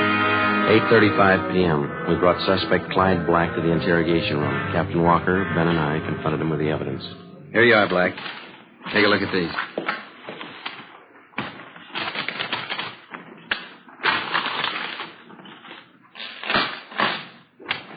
Well, they're not mine. We know that. Never saw them before. Watches, jewelry, wallets, they were found in your apartment, all of them. They were. Take a close look. Auto theft, that's all you got me on. Yeah. I won them. I won the stuff in the crap game. You must be lucky. Crap game, I tell you. That's how I got it, in the crap game. Why not do it easy, Black? Let's call a stenographer and get it over with. How much evidence do you want? I didn't do it. I get it. Interrogation room Friday. Yeah. All of them? Fine. Thank you. The gun, Black, they checked it. I didn't do it. Your gun killed that Marine. Your prints are all over it. It was one of the other guys, Max. Max, it was him. Him and Johnny. You ready to dictate a statement? Put them on the file. Why me? You talk to Max. Talk to Johnny. Ed, hand me that, will you? Yeah. Here. Thanks. We got this watch out of your apartment, too, Black. Where'd you get this? Which? This one right here, the pocket watch. I don't know. Don't tell us you won it in the crap game. It's not mine. I never saw it before. It's a beautiful watch. It's engraving on the inside cover. Yeah, look here. From an old Marine to a young one. It's not mine. Let me show you how it works. Push this lever here, see, on the side?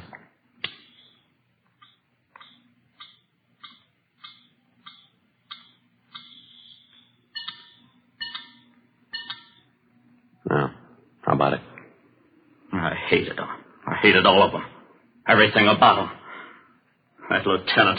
I had to kill him. He was going to get away. I had to kill him. Why'd you pick on officers? They had it coming. Pushing guys around. I hated them. I hated every lousy bone in their bodies. I'll get the stenographer. Yeah. Then knock off and go home. You too, Ben. I had to kill him. I hated him. I'll tell them that. I'll tell them like I told you, just like I told you. Yeah, they'll believe you, mister.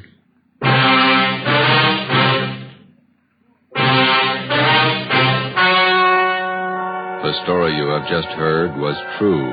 Only the names were changed to protect the innocent. On June 17th, trial was held in Superior Court, Department 87, City and County of Los Angeles, State of California. In a moment, the results of that trial. It's amazing how many long cigarette smokers are changing to Fatima. Here is the actual report. From coast to coast, king-size Fatima has more than doubled its smokers. Yes, more and more smokers every day are discovering that Fatima is the best of all long cigarettes. Long cigarette smokers find Fatima has a much different, much better flavor and aroma. Long cigarette smokers find that Fatima is extra mild because it's the long cigarette which contains the finest Turkish and domestic tobaccos superbly blended to make it extra mild. So enjoy extra mild Fatima, best of all long cigarettes. It's wise to smoke extra mild Fatima. It's wise to smoke extra mild Fatima.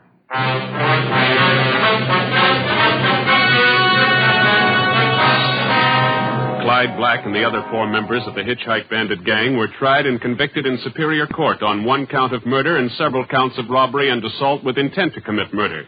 All 5 are now serving life terms in the state penitentiary.